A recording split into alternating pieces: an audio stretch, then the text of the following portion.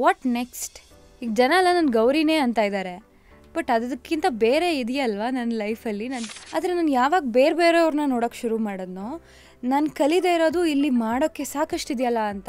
ಬೇರೆ ಹೀರೋಯಿನ್ಸ್ ನೋಡಿದಾಗ ಕೆಲವರು ತುಂಬ ಗ್ಲ್ಯಾಮರಸ್ ಆಗಿ ಚೆನ್ನಾಗಿ ಕಾಣ್ತಾರೆ. ನನಗೆ ಅದನ್ನು ಪುಲ್ ಆಫ್ ಮಾಡೋಕ್ಕೆ ಟ್ರೈ ಮಾಡಿ ಸೋತಿದ್ದೀನಿ. ಬೇಕು ಅನ್ನೋನು ಬಡವ, ಸಾಕು ಅನ್ನೋನು ಶ್ರೀಮಂತ. ಚೆನ್ನಾಗಿ ಮಾತಾಡಬಲ್ಲೆ, ನಾನು ಹಾಡು ಹೇಳ್ತೀನಿ, ಕತೆ ಬರೀತೀನಿ, ಕತೆಗಳನ್ನ ಅರ್ಥ ಮಾಡ್ಕೋತೀನಿ, ಈ ಥರದ್ದು ಗೊತ್ತು.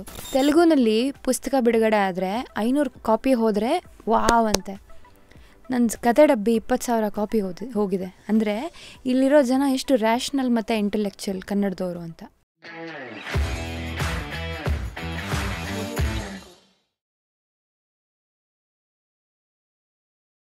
Today on just curious, it's Ranjani Raghavan. Hi Ranjani ಅವರೇ, ಹೇಗಿದ್ದೀರಾ? ಸೂಪರ್ ಆಗಿದ್ದೀನಿ, ನೀವು ಹೇಗಿದ್ದೀರಾ? All good. So I think last time ನಾವು ಮೀಟ್ ಮಾಡಿದ್ದು ಟಕ್ಕರ್ ಟೈಮಲ್ಲ, ಅವಾಗ ನನ್ನ ಸ್ಟಾರ್ ಡ್ರೈವ್ ಅಂತ ಒಂದು ಬರ್ತಾ ಇತ್ತು ಕಾರಲ್ಲಿ. ನಿಮ್ಮದೇ ಫಸ್ಟ್ ಎಪಿಸೋಡ್ ಅಂತ, one of the few episodes. Okay, trying new formats. ಅವಾಗ ನಾವು ಕಾರಲ್ಲಿ ಕ್ಯಾಮ್ರಾಗಳೆಲ್ಲ ಸೆಟಪ್ ಮಾಡಿಕೊಂಡು ನಿಮ್ಮ ಟಕ್ಕರ್ ರಿಲೀಸ್ ಟೈಮ್ ಅಂತ ಗಾಂಧಿನಗರ ಫುಲ್ ರೌಂಡ್ ಹೊಡೆದಿದ್ದು. ಅಲ್ಲಿ ರೌಂಡ್ ಹೊಡೆದಿದ್ದು. ನೆಕ್ಸ್ಟ್ ಕಟ್ ಆದರೆ here we are meeting the studio. So firstly congratulations. ನಾವು ಆಗಲೇ ಮಾತಾಡ್ತಾ ಇದ್ವಿ, ಜಸ್ಟ್ ಕ್ಯೂರಿಯಸ್ ತುಂಬ ಚೆನ್ನಾಗಿ ಪಾಸಿಟಿವ್ ಆಗಿ ಬರ್ತಾ ಇದೆ. ಐ ಥಿಂಕ್ ನೀವು ಈಗ ಯಾರನ್ನೇ ಕರೆದ್ರೂ ಕೂಡ ಖುಷಿಯಾಗಿ ಬರೋವಂಥ ಒಂದು ಹಂತಕ್ಕೆ ಈ ಶೋನ ತೊಗೊಂಡು ಹೋಗಿದ್ದೀರಾ. The whole and sole credit ನಿಮಗೆ. ನಾನೊಂದು ಚಿಕ್ಕ ಪಾತ್ರ. ಐ ಆಮ್ ಶೋರ್ ನಮ್ಮ ಟೀಮ್ ಅವ್ರದ್ದು ಕಾಂಟ್ರಿಬ್ಯೂಷನ್ ಎಷ್ಟಿದ್ರೆ, ಮೋಸ್ಟ್ ಇಂಪಾರ್ಟೆಂಟ್ಲಿ ನಮ್ಮ ಜನಗಳು. ಬಿಕಾಸ್ ಕೆಲವು ಸತಿ ಜಜ್ಮೆಂಟ್ಸ್ಗಳು ಸಿಗಲ್ಲ, ಯಾವ ದಾರಿಲಿ ಹೋಗಬೇಕು ಏನಂತ. ನಾವು ಹೋಗ್ತಿರ್ತೀವಿ ಧೈರ್ಯ ಮಾಡಿ, ಕೆಲವು ಸತಿ ಬೆನ್ನು ತಟ್ಟಿ ಮುಂದಕ್ಕೆ ಕಳಿಸ್ತಾರಲ್ಲ. I think the credit goes to all the audience as well. But ನಾವು ಟಾಕಿಂಗ್ ಅಬೌಟ್ ಕ್ರೆಡಿಟ್, ರಂಜನಿ, ಎಲ್ಲರೂ ಲೈಫಲ್ಲಿ ಒಂದಷ್ಟು ಕ್ರೆಡಿಟ್ಸ್ಗಳಿಗೆ ಹುಡುಕ್ತಾ ಅವ್ರವ್ರ ಜರ್ನಿನಲ್ಲಿ ನನಗಿದು ಬೇಕು ಅದು ಬೇಕು ಓಡಾಡ್ತೀವಿ. ಆ ವಿಚಾರ ಎಲ್ಲ ಬರೋಕ್ಕೂ ಮುಂಚೆ ಫಸ್ಟ್ಲಿ ಬೆಳಗ್ಗೆ ಹೇಗೆ ಶುರು ಮಾಡಿದ್ರಿ? ಮನೆಯಿಂದ ಡೈರೆಕ್ಟ್ ಇಲ್ಲಿಗೆ ಬರ್ತಾ ಇರೋದಾ? ಹೌದು, ಬೆಳಗ್ಗೆ ನಾನು ಇಲ್ಲಿಗೆ ನಾವು 8 ಗಂಟೆ ಅಂತ ಮಾತಾಡ್ಕೊಂಡಿದ್ರಿಂದ 5:30 5:45 ಎದ್ದು ತಲೆಗೆ ಸ್ನಾನ ಮಾಡಿ, ನನ್ನ ಹೇರ್ ಬೇಗ ಆಯಿಲಿ ಆಗಿಬಿಡತ್ತೆ. ಸೊ ನಾನು ಅವತ್ತು ಶೋ ಇರೋ ದಿವಸ ನಾನು ತಲೆಗೆ ಸ್ನಾನ ಮಾಡಲೇಬೇಕು. ಕೆಲವರು they blessed with good hair. ನನಗೆ ಹುಟ್ಟಿದಾಗಿಂದ ಬೋಡಿ ಪಾಪು ನಾನು. ನನ್ನ ಫೋಟೋ ಹೆಂಗಿದೆ ಅಂದರೆ patch patch patch patch patch ಕೂದಲು, ಬ್ರೌನ್ ಅಲ್ಲಲ್ಲೇ ಆ ಥರ. ಹಾಗಾಗಿ ನನ್ನ ಹೈಯೆಸ್ಟ್ ಮೇಂಟೆನೆನ್ಸ್ ನನ್ನ ಕೂದಲು. ಏನು ಮಾಡಿದ್ರೂ ಅದು ಗುಡ್ ಮೂಡಲ್ಲಿ ಇರೋದು ತುಂಬ ಕಷ್ಟ. ಹಾಗಾಗಿ ತಲೆಗೆ ಸ್ನಾನ ಮಾಡ್ಕೊಂಡು ಕಷ್ಟಪಟ್ಟು ಇದು ನನ್ನ ಕಂಡೀಷನ್ಡ್ ಹೇರ್ ಇದು. ಓಹೋ, ಆ ಥರ. So that is first priority. ಆಯಿತು, ತಲೆ ಸ್ನಾನ ಎಲ್ಲ ಮಾಡಿಕೊಂಡು ರೆಡಿಯಾಗಿ I think you stay in Vidyaranyapura ಅಲ್ಲ, ಅಲ್ಲಿಂದ ವಿಜಯನಗರಿಗೆ ಬಂದು ನೀವು ಏನು ತಿಂಡಿ ಬೇಕು ಅಂತ ಕೇಳಿದ್ರಿ. ನಾನು ಇಡ್ಲಿ ಅಂತಿದ್ದೆ. ನೀವು ಇಡ್ಲಿಗೆ ಜೊತೆಗೆ ಇನ್ನು ಅದ್ರ ಸಂಸಾರ ಎಲ್ಲ ಕರ್ಕೊಂಡು ಬಂದು ನೀವು ದೋಸೆ ಪೊಂಗಲು ಎಲ್ಲದೂ ಟಿಫನ್ನು ಮುಂದೆ ಕೊಡಿಸಿ, ಆಮೇಲೆ ಚಿಕ್ಕ ಬಡ ಜಾಸ್ತಿ ಅಂತ ಅನಿಸಿದ್ರು ಕೂಡ ತಿಂದು ಒಳ್ಳೆ ಜೋಶಲ್ಲಿ ಶೋ ಶುರು ಮಾಡ್ತಾ ಇದೀವಿ. ನೈಸ್. ಸೊ ನಾರ್ಮಲಿ ಹೆಂಗೆ ದಿನ ರುಟೀನ್ ಅಂತೆಲ್ಲ ಸ್ಟಾರ್ಟ್ ಆಗೋದು? ರಂಜಿನಿದು ಏನಾದ್ರು ಪ್ರೋಟೋಕಾಲ್ಸ್ ಇದೆಯಾ? ಬೆಳಗ್ಗೆ ಎದ್ದ ತಕ್ಷಣ ನಾನು ಇದನ್ನೆಲ್ಲ ಮಾಡಿದ್ರೇ ನಂದು ಒಂದಿನ ಆ ಥರದ್ದು ಏನೂ ಇಲ್ಲ. ನಾನು ಇದನ್ನು ಶುರು ಮಾಡಿದಾಗಿಂದ ನನಗೆ ಹೇಗೆ ಅಂದರೆ, ಈಗ ಒಂದು ಫಿಕ್ಸ್ಡ್ ವರ್ಕು ಅಥವಾ ಈ ಥರದ್ದೇನೋ ಇತ್ತು ಅಂದರೆ ಮೈಂಡ್ ಅಷ್ಟಕ್ಕೆ ಸೆಟ್ ಆಗಿರುತ್ತೆ. ನಾನು ಇಷ್ಟೊತ್ತಿಗೆ ಎದ್ದೇಳ್ತೀನಿ, ಇಷ್ಟೊತ್ತಿಗೆ ಇದು ಮಾಡ್ತೀನಿ. ನಾನು ನನ್ನ ಈ ಕೆರಿಯರ್ ಬಂದಾಗಿಂದನೂ ನನ್ನನ್ನು ಯೋಚನೆ ಮಾಡಿದ್ರೆ I have always try to explore more and more. First actor ಆಗಬೇಕು ಅಂತ ಬಂದೆ. ಫಸ್ಟ್ ಮಾಡಿದಾಗ ನಾನು ಒಂದು ಹೀರೋ ತಂಗಿ ರೋಲ್ ಮಾಡಿದ್ದೆ. ಅದು ಮಾಡ್ತಾ ಇರುವಾಗ ನನಗೆ ಅಲ್ಲಿ ಮುಖ್ಯ ಪಾತ್ರಧಾರಿ ನಾನು ಚೆನ್ನಾಗಿ ಆ ಡೈಲಾಗ್ಸ್ನ ನನಗೆ ಹೇಳೋಕ್ಕಾಗತ್ತೆ ಅಂತ ಅನಿಸಿದಾಗ ಅದಕ್ಕೆ ಟ್ರೈ ಮಾಡಿದೆ. ಅದನ್ನು ಮಾಡ್ತಾ ಇರುವಾಗ ಇನ್ಯಾರೋ ಕ್ಯಾಮ್ರಾಮನ್ ಡೈರೆಕ್ಟ್ರ್ ಹೇಗೆ ಕೆಲಸ ಮಾಡ್ತಾಯಿದ್ದಾರೆ ಅಂತ ಅವ್ರನ್ನ ನೋಡೋಕ್ಕೆ ಶುರು ಮಾಡಿದೆ. ಡೈರೆಕ್ಟ್ರ್ ನೋಡಿದ್ಮೇಲೆ ಸ್ಕ್ರಿಪ್ಟನ್ನು ನೋಡೋಕ್ಕೆ ಶುರು ಮಾಡಿದೆ.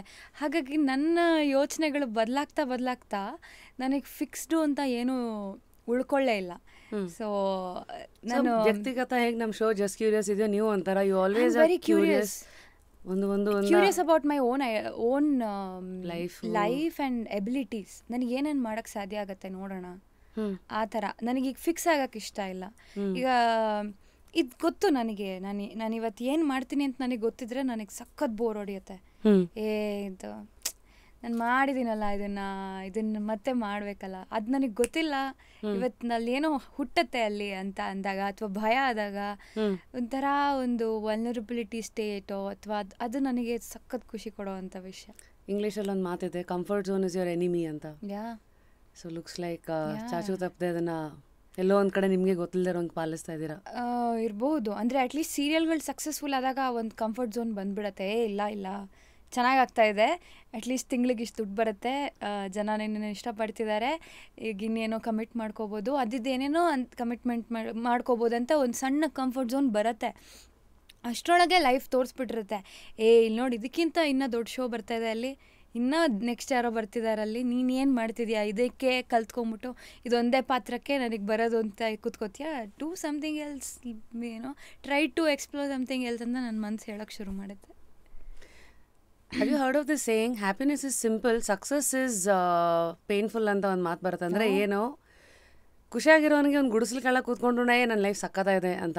But anybody who's always wanting to go behind success, ಅವ್ರ ಡೆಫಿನೇಷನ್ ಆಫ್ ಸಕ್ಸಸ್ ಇರುತ್ತಲ್ಲ, a journey is never easy for anybody. ಹೌದೌದು.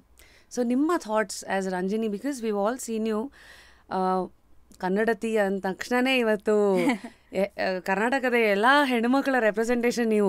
ಕನ್ನಡತಿ ಅಂದ ತಕ್ಷಣ ರಂಜಿನಿ ಅಂದರೆ ದಟ್ಸ್ ದ ಸೀರಿಯಲ್ದು ಒಂದು ಫೇಮ್ ಆಗಿರಲಿ, ಅದು ನೀವು ನಿಭಾಯಿಸಿದ ರೀತಿ ಆಗಿರಲಿ, ಪ್ರತಿ ಸತಿ ಒಂದು ಕನ್ನಡ ಪದಾನ ಹೇಳ್ಕೊಡ್ತಾ ಇದ್ರಲ್ಲ, ಇದರ ಬಳಕೆ ಹೀಗೆ ಹಾಗೆ. ಸೊ ಒಂದು ಪಾತ್ರವಾಗಿ ನೀವು ಜನಗಳ ಮನಸ್ಸಲ್ಲಿ ಉಳ್ಕೊಂಡಿದ್ದ ಪಾತ್ರ ಇದೆಯಲ್ಲ, ಅದರ ಗಾತ್ರ ಹೆಚ್ಚಿದೆ. ಸೊ ಇದೆಲ್ಲ ಆಗ್ತಾ the question has to be initial ನಿಮ್ಮ ಡೇಸ್ ಆಫ್ ಸೀರಿಯಲ್ಲು ನಿಮಗೆ ಯಾವ್ಯಾವುದನ್ನು ಹೇಳ್ಕೊಡ್ತು, ಏನು ಮಾಡಬೇಕು ಏನು ಮಾಡಬಾರ್ದು ಅಂತ? ನನಗೆ ಈ ಫೀಲ್ಡ್ನಲ್ಲಿ ನಾನು ಬಂದಿದ್ದು ನನ್ನ ಒಳಗಡೆ ಇರೋ ಒಂದು ಕಾಲ್ನ ಅಟೆಂಡ್ ಮಾಡೋಕ್ಕೆ. ನನಗೆ ಏನು ನಿಮ್ಮ ಕಾಲ್? ನನ್ನ ಕಾಲು ನಿನಗೆ ಹೋಗಿ ಆ್ಯಕ್ಟ್ ಮಾಡು ಅನ್ನೋ ಒಂದು ಇದು. ಅಂದರೆ ಅದು ಚಿಕ್ಕ ವಯಸ್ಸಿಂದನೇ ಇತ್ತು ಅನಿಸುತ್ತೆ, ಕಲೆಯಲ್ಲಿ ಎಲ್ಲ ಫೈನ್ ಆರ್ಟ್ಸ್ನಲ್ಲಿ ಅದಿತ್ತು. ನಾನು ಸ್ಕೂಲ್ ಡೇಸಿಂದನೂ ನೋಡಿದ್ರೆ, ನಂದು ಇವಾಗ ಫೋಟೋಸು ಅಂತ ಇದ್ರೇ ಅದು ಬ್ಯಾಂಡಿಗೆ ಹೋಗ್ತೀಯಾ, ಬ್ಯಾಂಡಿಗೆ ಹೋಗು, NCCಗೆ ಹೋಗು ಅಂದರೆ ಆ ರೆಕಗ್ನಿಷನ್ ಮೇ ಬಿ ಎಲ್ಲೋ ಒಂದು ಕಡೆ ಐಡೆಂಟಿಟಿ ಕ್ರೈಸಿಸ್ ಇತ್ತು ಅನಿಸುತ್ತೆ ಚಿಕ್ಕ ವಯಸ್ಸಿನಲ್ಲಿ. ಅಂದರೆ ನಾನು ಗುರ್ತಿಸ್ಕೋಬೇಕು, ನನ್ನನ್ನು ಜನ ಇಷ್ಟಪಡಬೇಕು, ಪ್ರಶಂಸೆ, ಆ ಪ್ರಶಂಸೆ ಇದೆಯಲ್ಲ ಅದೇ ಕಾಲು, ಅದು ಕರ್ಕೊಂಡು ಬಂತು ಅನಿಸುತ್ತೆ. ಅಂದರೆ ಬೇರೆ ಕಡೆ ಇವಾಗ ಒಂದು ಆತ್ಮತೃಪ್ತಿ, ಇನ್ನೊಂದು ಪ್ರಶಂಸೆ, ಆ 2 ಡಿಫ್ರೆಂಟ್ ಥಿಂಗ್ಸ್, ಆ ಒಂದು ಕಾನ್ಫ್ಲಿಕ್ಟ್ ನಡೀತಾನೆ ಇರುತ್ತೆ ಅನ್ಸುತ್ತೆ even today. So true. Maybe ಎಲ್ಲರೂ ಆ ಒಂದು ಪ್ರಾಸೆಸ್ನಲ್ಲೇ ಇರ್ತೀವಿ ನಾವು. Everybody likes recognition, everybody wants to be heard ಅಥವಾ respected. At the same time ಆಗ ನಾವು ತಗೊಳ್ಳೋ ಡಿಸಿಷನ್ಸು ಮತ್ತು ಆಗ ಬರೋ ಕ್ವೆಶನ್ಸ್ ಇದೆಯಲ್ಲ ಸುಮಾರು. ನಾನು ಹೇಳಕ್ಕೆ ಬಂದಿದ್ದು ಹಾಗೇ ನೋಡೋಣ, ಏನೋ ಒಂದು ಟ್ರೈ ಮಾಡೋಣ ಅಂತ ಬಂದಿದ್ದೆ. ಅಷ್ಟೆಲ್ಲ ವಿಷನ್ಸ್ ಎಲ್ಲ ಇಟ್ಕೊಂಡು ಬರೋಕ್ಕೆ ಸಾಧ್ಯನೇ ಇಲ್ಲ. ನಾನು ಓದ್ತಾ ಇದ್ದೆ, ಡಿಗ್ರಿ ಮಾಡ್ತಾ ಇದ್ದೆ. ಯಾವ ಕಾಲೇಜ್? ಶೇಷಾದ್ರಿಪುರಂ ಕಾಲೇಜ್ನಲ್ಲಿ. ಕಾಲೇಜ್ ಹತ್ರ ವರದರಾಜ್ ಹಾಲ್ ಅಂತ ಇತ್ತು, ಅಲ್ಲಿ ಒಂದು ಓಪನ್ ಆಡಿಷನ್ ನಡೀತಾ ಇತ್ತು. ನನಗೆ ಮುಂಚೆಯಿಂದನೂ ನನಗೆ ಕಲ್ಚರಲ್ಸಲ್ಲೆಲ್ಲ ಇದ್ದ ಅಭ್ಯಾಸ ಇರೋದ್ರಿಂದ ಸ್ಟೇಜ್ ಫಿಯರ್ ಇರಲಿಲ್ಲ. ಆಮೇಲೆ ಕೆಲವೊಂದು ಬೇಸಿಕ್ಸ್ ಗೊತ್ತಿತ್ತು, ಡಾನ್ಸು, ಹಾಡು ಹೇಳೋದು, ಶಾಸ್ತ್ರೀಯ ಸಂಗೀತ ಕಲ್ತಿದ್ದೆ. ಆಮೇಲೆ ಸ್ಕಿಟ್ ಎಲ್ಲ ನಾನೇ ಬರೀತಾ ಇದ್ದೆ. ಆಮೇಲೆ ನನಗೆ ಭಾಷೆ ಮತ್ತು ಕತೆ ಎರಡೂ ತುಂಬ ಇಂಟ್ರೆಸ್ಟ್ ಚಿಕ್ಕ ವಯಸ್ಸಿಂದ. ನಾನು ಸಂಸ್ಕೃತ ಮತ್ತು ಕನ್ನಡದಲ್ಲಿ ಈ ಕನ್ನಡ ಸಾಹಿತ್ಯ ಪರಿಷತ್ತು ಎಕ್ಸಾಮ್ಸ್ ಬರುತ್ತೆ, ಕನ್ನಡ ಪ್ರವೇಶ, ಕಾವ, ಜಾಣ, ರತ್ನ ಅಂತ.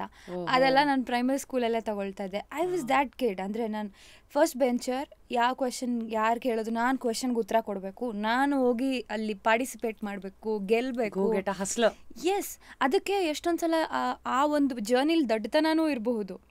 ಎಲ್ಲದೂ ಬ್ರಿಲಿಯನ್ಸ್ ಅಂತಲೇ ಹೇಳೋಕ್ಕಾಗಲ್ಲ. ಒಂಥರ ಒಂದು ಹುಂಬತನ, ದಡ್ಡತನ ಅಂತಾರಲ್ಲ, ಅವೆಲ್ಲ ಜೊತೆಗೆ ಸೇರಿರುತ್ತೆ. ಅದಕ್ಕೆ ನಮಗೆ ಸುಮ್ಮನೆ ಎಲ್ರಿಗಿಂತ ನಾನಿರೋ ಆಗಬೇಕು ಅನ್ನೋ ಒಂದು ಯೋಚನೆನೇ ಅದರಲ್ಲಿ ಒಂದು there is one silly point in it. So ಹಂಗೆ ಹೋಗ್ತಾ ಇದ್ದವಳು, ಏನೂ ಯೋಚನೆ ಮಾಡ್ದಾನೆ ಹೋದೆ. ಅಲ್ಲೇನೋ ನನಗೆ ಸೆಲೆಕ್ಟ್ ಆಗಿಬಿಟ್ಟೆ. ನಾನು ಅಂದ್ಕೊಂಡಿದ್ದು ಓಕೆ, ಅದು ಆ್ಯಕ್ಚುಲಿ ಪೌರಾಣಿಕ ಸೀರಿಯಲ್, ಕೇಳದಿ ಚೆನ್ನಮ್ಮ ಅಂತ, ನಾಗಾಭರಣ ಸರ್ದು. ಸೊ ನ್ಯಾಷನಲ್ ಅವಾರ್ಡ್ ವಿನ್ನರ್ ಡೈರೆಕ್ಟ್ರು. ಅಲ್ಲಿ ಇನ್ನೇನು ಯೋಚನೆ ಮಾಡೋಕ್ಕೆ 2 ಸಲ ಯೋಚನೆ ಮಾಡೋದೇ ಇಲ್ಲ ಅಂತ ಹೋಗಿದ್ದು. ಹಾಗೆ ಸೆಲೆಕ್ಟ್ ಆದರೆ ಅವರು ಕುದುರೆ ಓಡಿಸೋದು, ಕತ್ತಿ ವರ್ಸೆ, ಇದೆಲ್ಲ ಟ್ರೈನಿಂಗ್ ಕೊಡೋಕ್ಕೆ ಶುರು ಮಾಡಿದ್ರು. Maybe I was very disciplined and committed there.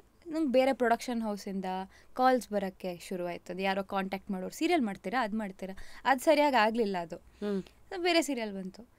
So ಯಾವುದೂ ಕೂಡ ನೆಕ್ಸ್ಟ್ ಏನು ಅಂತ ಗೊತ್ತಿಲ್ಲ. ನನ್ನ ತಲೆಯಲ್ಲಿ ಒಂದು ಸಣ್ಣ ಕ್ಯಾಲ್ಕುಲೇಷನ್ ಇದ್ದಿದ್ದು, ಓದೋದು ನಿಲ್ಸೋದು ಬೇಡ, ಮನೇಲಿ ಬೇರೆ ಸಪೋರ್ಟ್ ಮಾಡ್ತಾ ಇರಲಿಲ್ಲ, ಇವಳು ಏನು ಮಾಡ್ತಾ ಇದ್ದಾಳೆ ಅಂತ ಗೊತ್ತಿಲ್ದಾನೆ. ಓದೋದ್ಮೇಲೆ ಅವರಿಗೆ ಇಲ್ಲಿಗೆಲ್ಲ ಬಂದಾಗ ಇವರು ಧೈರ್ಯ ಒಬ್ಬಳೇ ಬರ್ತಾ ಇದ್ದೆ.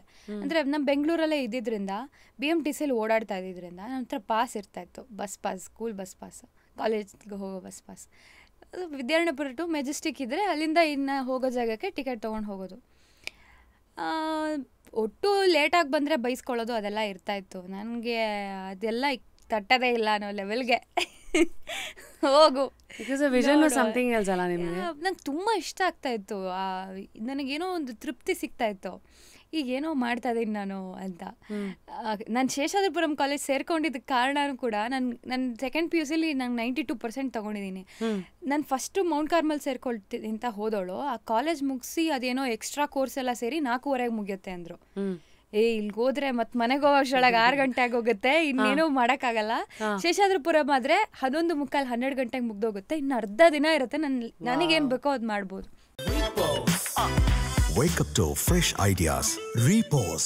ಈ ಥರ ಅಂದರೆ ಕ್ಯಾಲ್ಕುಲೇಷನ್, ನನಗೇನೋ ಒಂದು ಮಾಡಬೇಕನ್ನೋ, ಎಕ್ಸ್ಪ್ಲೋರ್ ಮಾಡಬೇಕು ಅನ್ನೋದೊಂದು ಇತ್ತು ಅನಿಸುತ್ತೆ. ಅದಕ್ಕೆ ತಕ್ಕನಾಗೆ ಯೂನಿವರ್ಸ್ ಸಪೋರ್ಟ್ ಮಾಡಿ ನಾನು ಕರ್ಕೊಂಡು ಬಂದಿದೆ. ಇಲ್ಲಾಂದರೆ ನಂಗೆ ಯಾರ್ದು ಕಾಂಟ್ಯಾಕ್ಟೇ ಇಲ್ಲ.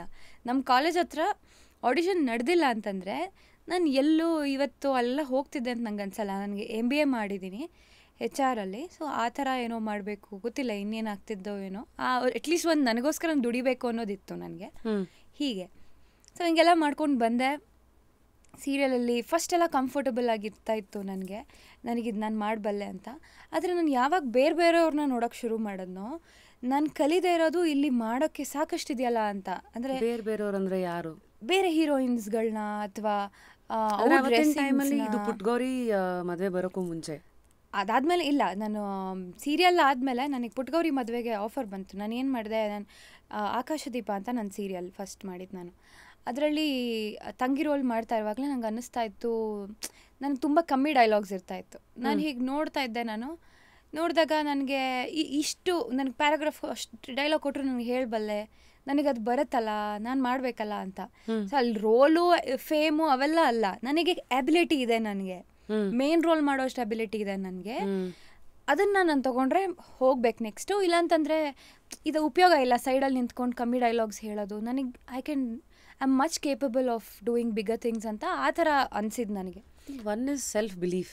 This is my whole self belief. ನನಗೆ ಕ್ಲಿಯರಾಗಿ ಗೊತ್ತಾಗ್ತಾ ಇತ್ತು, ಆ ಶೂಟಿಂಗೆಲ್ಲ ನನಗೆ ಗೊತ್ತಾಗ್ತಾ ಇತ್ತು. ಅದು ಅಲ್ಲದೆ ನಾನು ಥಿಯೇಟ್ರಿಗೆ ಹೋಗ್ತಾ ಇದ್ದೆ.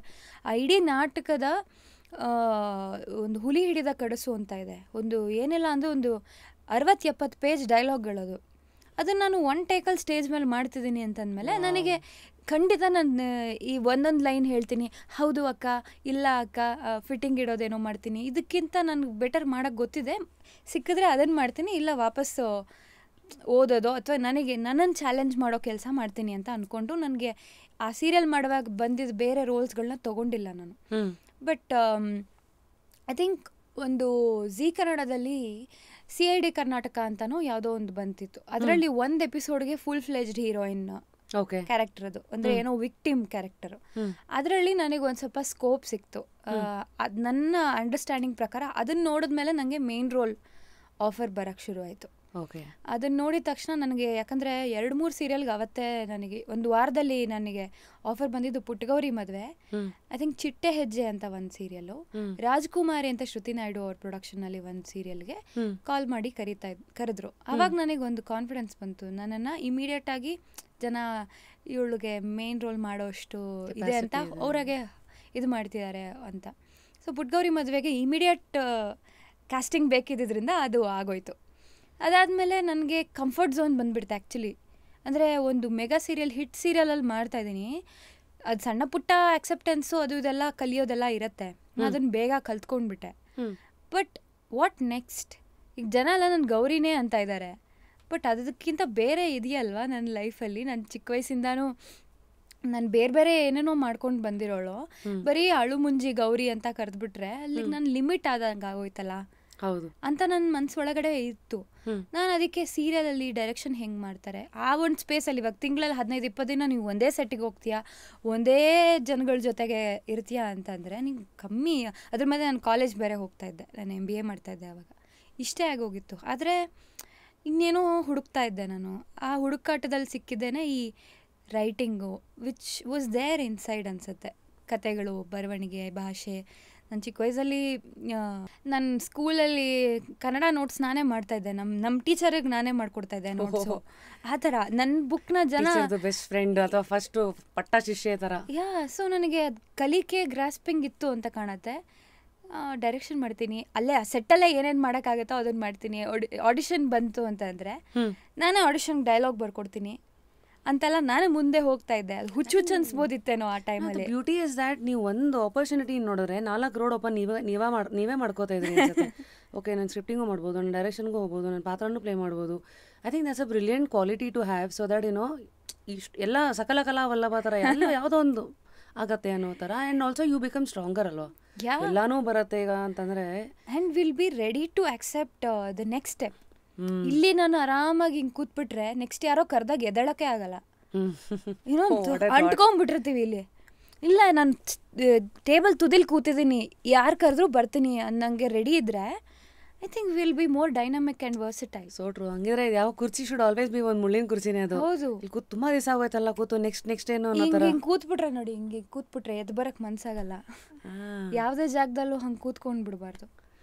ಅದು ನನ್ನ ಮನಸ್ಸಲ್ಲಿರೋ ಒಂದು, ಅಂದರೆ ಆ ಥರ ಒಂದು ಕಂಫರ್ಟ್ ಝೋನ್ ಹುಡ್ಕೊಂಡು ಇಲ್ಲಿಗೆ ಬರಬೇಕಾಗಿಲ್ಲ. ಅದಾದ್ರು ಕೆಲಸ ಮಾಡ್ಬೋದಿತ್ತು ನಾನು. ಅಲ್ಲಿ ಒಂದು ಸೋಷಲೈಸ್ ಆಗಿ ಅಲ್ಲಿರೋ ಒಂದು ಫ್ರೆಂಡ್ಸ್ ಗ್ರೂಪ್ ಜೊತೆ ನಾನು ಇಲ್ಲಿ ಬಂದಿರೋದೇ ನನ್ನನ್ನು ಎಕ್ಸ್ಪ್ಲೋರ್ ಮಾಡ್ಕೊಳ್ಳೋಕ್ಕೆ ಅಂದಮೇಲೆ ಎಲ್ಲೂ ಸೆಟ್ಲ್ ಆಗೋದ್ರಲ್ಲಿ ಅರ್ಥ ಇಲ್ಲ ಅನ್ನೋದು ಇಷ್ಟು ಚೆನ್ನಾಗಿ ಆರ್ಟಿಕ್ಯುಲೇಟ್ ಮಾಡೋಕ್ಕೆ ಅವತ್ತು ಬರ್ತಾ ಇರಲಿಲ್ಲ. ಇವತ್ತು ಸ್ವಲ್ಪ ಕ್ಲಾರಿಟಿ ಇನ್ ಥಾಟ್ಸು. ನೆವರ್ ಸೆಟಲ್ ಅನ್ನೋದು ಇಂಟ್ರೆಸ್ಟಿಂಗ್. ಇಷ್ಟೊತ್ತು ನೀವು ಮಾತಾಡಿರೋ ವಿಚಾರಗಳಲ್ಲಿ ನಿಮಗೆ ಗೊತ್ತಿಲ್ಲದಿರೋಂಗೆ ಒಂದಷ್ಟು ಅಬ್ಸರ್ವೇಷನ್ಸ್ ನಾನು ಮಾಡಿದ್ದು, ಹೆಣ್ಮಕ್ಳಿಗಾಗಿರಲಿ ಗಂಡು ಮಕ್ಳಿಗಾಗಿರಲಿ ಆ ಟೀನೇಜ್ ಅನ್ನೋ ವಯಸ್ಸಲ್ಲಿ ಕ್ಲಾರಿಟಿ ಅನ್ನೋದು ಇರಲ್ಲ. ಎರಡನೇದು ಕನ್ಫ್ಯೂಷನ್ ಜಾಗದಲ್ಲಿ ಜೊತೆಗೆ ಸೇರೋದು ಆ ಹುಂಬತನ ಅಂದ್ರಲ್ಲ, ನಾವು ಏನು ಮಾಡೋಕ್ಕೂ ಹೆದರ್ಕೊಳ್ಳಲ್ಲ. ಅದೇ ಇವತ್ತು ಸರಿ ಅದು ಹೋಗ್ಬಿಡು ಅಂದಾಗ ನಮ್ಮದೇ ಒಂದಷ್ಟು ಗೋಡೆಗಳು ನಾವೇ ಕಟ್ಕೊಂಡು ಬಿಡೋದಾಗಿರಲಿ. So these are few things that ನಿಮಗೆ ಗೊತ್ತಿಲ್ಲದಿರೋಂಗೆ ಮಾಡಿರೋದು it has help you in your favour. To the extent ನಾನು ಮುಂದೆ ಕೇಳಬೇಕಾಗಿದ್ದು ಯಾವುದೋ ಒಂದು ವಿಚಾರನ ನೀವೇ ಉತ್ತರಿಸ್ಬಿಟ್ರಿ. ಯಾಕಂದರೆ ಎಲ್ರಿಗೂ ಒಂದು ಪ್ರಶ್ನೆ ಇರುತ್ತೆ, ಕನ್ನಡತಿ ಅಂತಹ ಒಂದು ಹಿಟ್ ಸೀರಿಯಲ್ ಕೊಟ್ಮೇಲೆ ಮತ್ತೆ ನೆಕ್ಸ್ಟ್ ಇನ್ಯಾವುದೋ ಸೀರಿಯಲ್ ಯಾಕೆ ಒಪ್ಕೊಂಡಿಲ್ಲ ಅಂದಾಗ ಯು ಆಲ್ರೆಡಿ ಟೋಲ್ಡ್ ಆ ಕಂಫರ್ಟ್ ಝೋನಿಂದ ಆಚೆಗೆ ಎದ್ದು. ಸೊ ಎವ್ರಿ ಟೈಮ್ ಕಂಫರ್ಟ್ ಝೋನಿಂದ ಆಚೆಗೆ ಬರೋದು ಎಷ್ಟು ಸಾಹಸವಾಗಿ ಕಾಣತ್ತೋ, ಕೆಲವು ಸತಿ ಮನಿ ಮ್ಯಾಟರ್ಸು. ಆಮೇಲೆ ನಮಗೆ ನಾವು ಒಂದಷ್ಟು ಐಡೆಂಟಿಟಿ, ಇವಾಗ ದಿನ ಬೆಳಗಾದರೆ ನೀವು ಟಿ ವಿನಲ್ಲಿ ಬರ್ತಾ ಇದ್ದಾಗ ರಂಜಿನಿ ಅಂದರೆ ಎಲ್ಲೋದ್ರೂ ಆ ಫ್ಯಾನ್ ಫಾಲೋಯಿಂಗು, ಸೋಷಲ್ ಮೀಡಿಯಾದಲ್ಲಿರೋ ಕಮೆಂಟ್ಸು, ಅದು ಒಂದು ನಿಮ್ಮ ಸುತ್ತ ನಿಮಗೆ ಆದಂಥ ಒಂದು ಏನನ್ನೋದು ಒಂದು ಫಾಲ್ಸ್ ಪ್ರೈಡ್ ಕೊಡುತ್ತಾ, ಅಥವಾ ಫಾಲ್ಸ್ ಅಲ್ಲ, ಆ ಟೈಮಿಗೆ ಅದು ಒಂದು ಪ್ರೈಡೇ ಅದು. Is that an addiction? Because ಹೋಗ್ತಾ ಏನಾಗುತ್ತೆ, ದಿನ ಬೆಳಗಾದರೆ ಯಾರೋ ನಮ್ಮ ಜೊತೆಗೆ ಸೆಲ್ಫಿ ತೊಗೋತಾ ಇದ್ದಾರೆ, ಆಟೋಗ್ರಾಫು, ಇದೆಲ್ಲ ಎಷ್ಟೊಂದು ಜನ ಇದು ನನ್ನ ಕೆಲಸದ ಬೈ ಪ್ರಾಡಕ್ಟು, ಅವೆಲ್ಲ ಬೋನಸ್ ಅಂತ ನೋಡೋರು ಇದ್ದಾರೆ. But how do you look at it? ಇದು ಎಲ್ಲ ಥರದ್ದು ಎಕ್ಸ್ಪೀರಿಯನ್ಸ್ಗಳಾಗಿ ಈ ಹಂತಕ್ಕೆ ಬಂದಿರೋದು. ಇವಾಗ ನಾನೇನೋ ಮೆಚೋರ್ಡಾಗಿ ಹೇಳ್ಬಿಡ್ತಿದ್ದೀನಿ ಅಂತಲ್ಲ. ಡೆಫಿನೆಟ್ಲಿ ಈಗ ಯಾವತ್ತೋ ಒಂದಿನ ನನ್ನ ಜೊತೆ ಸೆಲ್ಫಿ ತೆಗೆಸ್ಕೊಂಡಿಲ್ವಾ, ಇವ್ರಿಗೆ ನಾನು ಗೊತ್ತಿಲ್ವಾ ಅನ್ನೋದ್ರಿಂದ ಹಿಡಿದು ತೆಗೆಸ್ಕೊಂಡಾಗ ಖುಷಿಪಟ್ಟು, ಎಲ್ಲೋ ಒಂದು ಕಡೆ ಅಯ್ಯೋ ಬಿಡ್ರಪ್ಪ ನನ್ನ ಕೆಲಸ ಮಾಡಬೇಕು, ಅಥವಾ ಫ್ಯಾಮಿಲಿ ಜೊತೆಗೆ ಬಂದಿದ್ದೀನಿ, ನನ್ನನ್ನು ಯಾರೂ ನೋಡಬೇಡಿ ಅಂತ ಮುಖಕ್ಕೆಲ್ಲ ಹಾಕ್ಕೊಂಡು ಹೋಗಿ ಎಲ್ಲವೂ ಆಗಿದೆ. ಬಟ್ ಇವಾಗ ನನಗೆ ಅನ್ಸೋದು ಆ ಒಂದು ದ್ವಂದ್ವ, ಈಗ ನೆಕ್ಸ್ಟ್ ಸ್ಟೆಪ್ಪು ನನಗೋಸ್ಕರನಾ ಜನರಿಗೋಸ್ಕರನಾ ಅನ್ನೋದು. ಈಗ ನಾನು ನನಗೋಸ್ಕರ ಮಾಡ್ಕೊಳ್ಳ ಜನರಿಗೋಸ್ಕರ. ಇವಾಗ ನಾನು ನಾನು ಆ್ಯಕ್ಟಿವ್ ಆಗಿದ್ದೆ ಟಿ ವಿಲಿ for the past few years. ಈಗ ನಾನು ಆ್ಯಕ್ಟಿವ್ ಆಗಿರಬೇಕು ಅಂತ ಬಂದ್ಬಿಟ್ಟು ಒಪ್ಕೊಂಬಿಡ್ಲ ಪ್ರಾಜೆಕ್ಟ್ನ, ನನ್ನನ್ನು ಅದು ಬೆಳವಣಿಗೆ ಕಡೆಗೆ ಕರ್ಕೊಂಡು ಹೋಗುತ್ತಾ, ನನಗೇನೋ ಒಂದು ಇದೆಯಲ್ಲ ಅದು ನನಗೆ ಆಗದೆ ಇರೋದನ್ನು ಮಾಡ್ತೀನಿ ಅಂತ. ಈಗ ನಂಗೆ ಸೀರಿಯಲ್ ಮಾಡೋದು ಕಷ್ಟದ ವಿಷಯ ಅಂತ ಅನ್ನಿಸ್ತಾ ಇಲ್ಲ. ಈಗ ಆ ಪಾತ್ರ ಯಾವುದೇ ಪಾತ್ರ ಕೊಡಲಿ, ನನಗೆ ಇದನ್ನು ನಾನು ಹೇಗೆ ಮಾಡ್ತೀನಿ ಅಂತ ಹೆದರ್ಕೊಳ್ಳೋ ಅಂಥ ಸ್ಥಿತಿಲಿ ಇಲ್ಲ ನಾನು. ಗೊತ್ತು ಬಿಡು ಅಂತ. ಮತ್ತು ಆ ಥರ ಬರೆಯೋದು ಕಷ್ಟನೇ. ಇವಾಗ ಸೀರಿಯಲಲ್ಲಿ ಆ ಟೆಂಪ್ಲೇಟ್ ಫಿಕ್ಸು. ಹೀರೋಯಿನ್ ಅಂದಮೇಲೆ ಒಳ್ಳೆ ಹುಡುಗಿ, ಕಷ್ಟ ಬರುತ್ತೆ, ಅಳಬೇಕು, ಯಾವತ್ತೋ ಒಂದು ದಿವಸ ಅದವಳಿಗೆ ಜ್ಞಾನೋದಯ ಆಗಿ ರೆಬಲ್ ಆಗ್ತಾಳೆ, ತಿರ್ಗಿ ಅದು ಫೇಲ್ಯೂರ್ ಆಗುತ್ತೆ. ಈ ಸೈಕಲಲ್ಲಿ ಹೋಗ್ತಾ ಇರುವಾಗ ನಾನು ಹೊಸದನ್ನು ಏನು ಎಕ್ಸ್ಪ್ಲೋರ್ ಮಾಡಲಿ ಅಲ್ಲಿ? ಟ್ರೂ. ಡು ಯು ಥಿಂಕ್ ಆ ಟೆಂಪ್ಲೇಟ್ ಚೇಂಜ್ ಆಗುತ್ತೆ? What factors will influence the change of template ಇವತ್ತಿನ ಸೀರಿಯಲ್ ಇಂಡಸ್ಟ್ರಿನಲ್ಲಿ ಬರೋ ಪಾತ್ರಗಳು? ಇಲ್ಲ, ಅದು ನಾನೇ ಒಂದು ಸೀರಿಯಲ್ ಬರೆದಿರೋ ಎಕ್ಸ್ಪೀರಿಯನ್ಸಿಂದ ಹೇಳ್ತಾ ಇದ್ದೀನಿ. ನಾನು ಟೆಕ್ನಿಷಿಯನ್ ಆಗು ಟೆಲಿವಿಷನಲ್ಲಿ ವರ್ಕ್ ಮಾಡಿದ್ದೀನಿ. ಈ ಹುಚ್ಚುತನದಿಂದಾನೇ, ಅಂದರೆ ಏನೋ ಮಾಡಬೇಕು ಅನ್ನೋ ಹುಚ್ಚುತನದಿಂದಲೇ ಟೆಕ್ನಿಷಿಯನ್ ಆಗಿ ವರ್ಕ್ ಮಾಡಿರೋದ್ರಿಂದ ಯಾರು ಏನೇ ಹೇಳಿದ್ರು ಟಿ ವಿ ಫಾರ್ಮ್ಯಾಟ್ನ ಈಸಿಯಾಗಿ ಚೇಂಜ್ ಮಾಡೋಕ್ಕಾಗಲ್ಲ. ಯಾಕಂದರೆ ಅದಕ್ಕಿರೋ ಆಡಿಯನ್ಸ್ ಫಿಕ್ಸ್ಡು. ನಾನು ನೀವು ಹೋಗ್ಬಿಟ್ಟು ಸೀರಿಯಲ್ ನೋಡ್ತೀವ? ಸೀರಿಯಲ್ ನೋಡೋರೇ ಸೀರಿಯಲ್ ನೋಡೋದು.